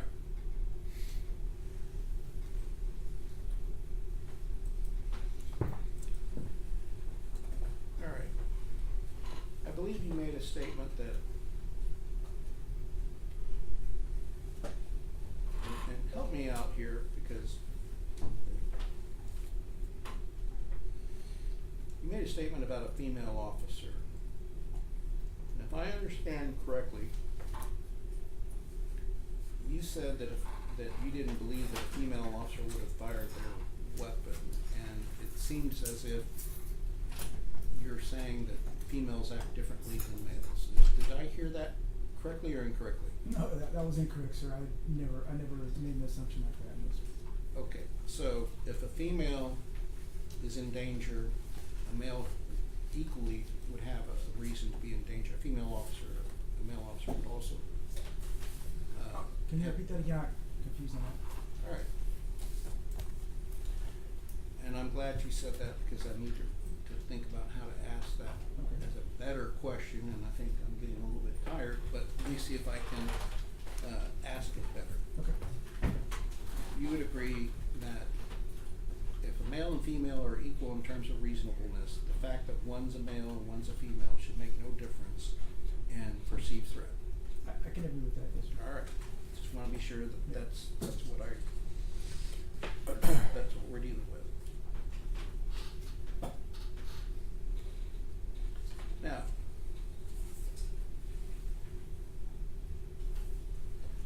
it's my understanding that you had several days, several weeks to analyze Rojas' body worn camera, Eleazar's body worn camera, and Daniel Villalobos' body worn camera, and Sergeant Alfredo Flores' body worn camera. Yes, sir. And even though you had several weeks to look at all those body worn cameras, you agree in the safety of your office, without any stress, without anyone threatening you, you missed a lot of important information, didn't you? There was some stuff I did not document, yes, sir. All right, and it was important, right? Yes, sir. And you weren't under stress, right? Of course not, no, sir. And you weren't being asked to make a split-second decision that was a matter of life and death, right? Of course not. And so you can understand that if an officer perceiving danger has to make a split-second life and death situation, they may not have perfect information. Yeah, everything's moving so quickly, yes, sir.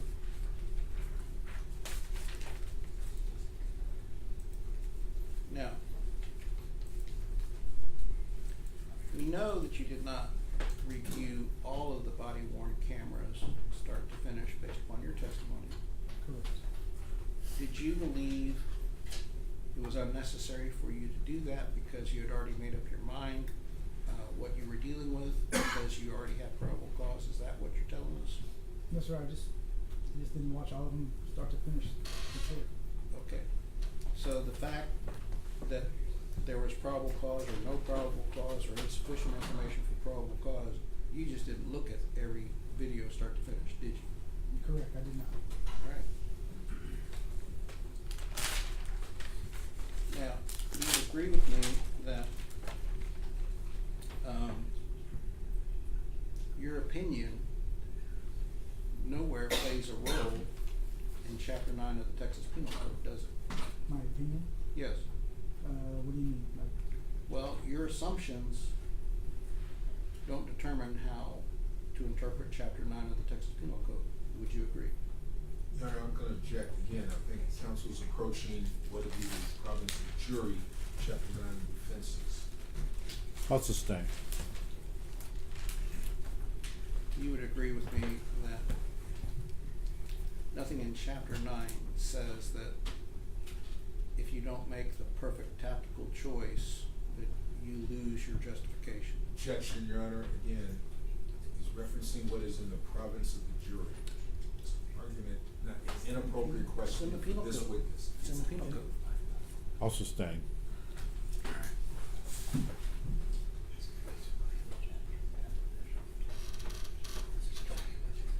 Have you read chapter 9 of the Texas Penal Code? Yes, I have before, yes, sir. All right. And you would agree with me that in chapter 9 of the Texas Penal Code, nowhere is the word tactics used in chapter 9 of the Texas Penal Code. I can't say for sure, I don't recall verbatim, I'm sorry, sir. All right. So if you don't recall whether tactics is used, would you agree with me that you didn't analyze chapter 9 based upon tactics? I looked at it, I just can't remember if there's any word, the word tactics in there, sir. All right.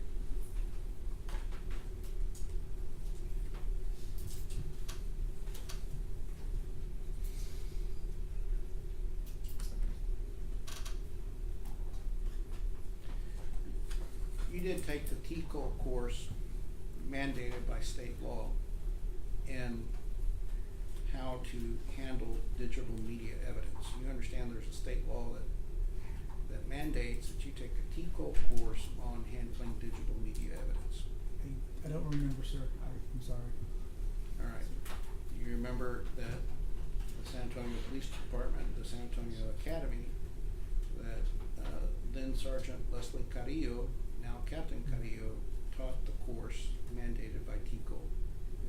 It's definitely a possibility, sir, yes, sir. All right, but you don't remember it. I just don't remember it right now, the actual course, I'm sorry, sir. You don't remember what you were taught? Not offhand, no, sir.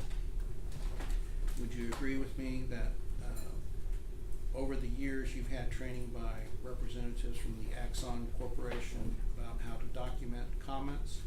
I did not, sir, no. All right. You do understand there's a comment section in the Axon program? Yes, sir, I do know that, yes, sir. And just so the jury understands, you don't see videos the way we see them here in court. You actually see it on a web-based program that has different boxes, different dialogues, different abilities to do things, and a place where you can enter comments, correct? Correct, And to enter bookmarks, correct? correct. And so if you review something for a particular purpose, you can make a comment as to what is seen while you're streaming that particular segment of video, correct? You can, yes. And you would agree with me that no one in the officer involved shooting team entered any comments on any Axon video that was viewed, correct? I don't know about any of the videos, but I know the ones I had looked at, there's a few I recently looked at, and I didn't put any notes on there. I did see, I think the only one that actually entered anything was Captain, he actually entered on there. Okay. Yeah.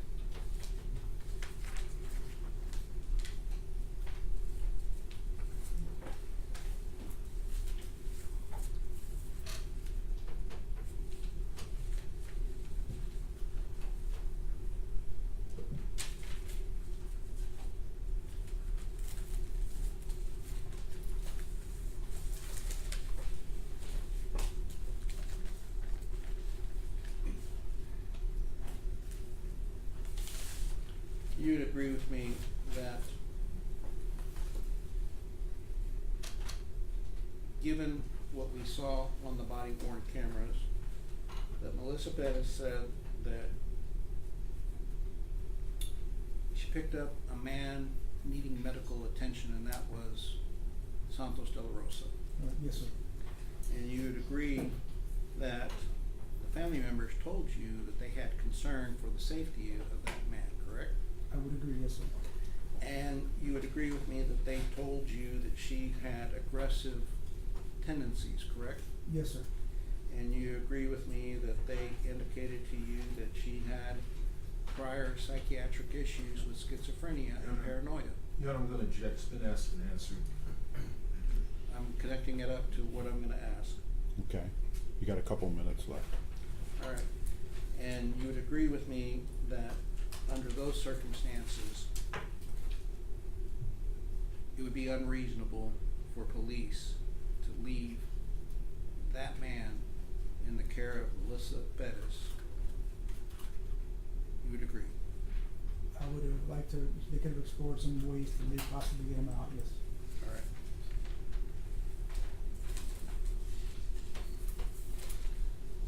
Here, I see that it's noon.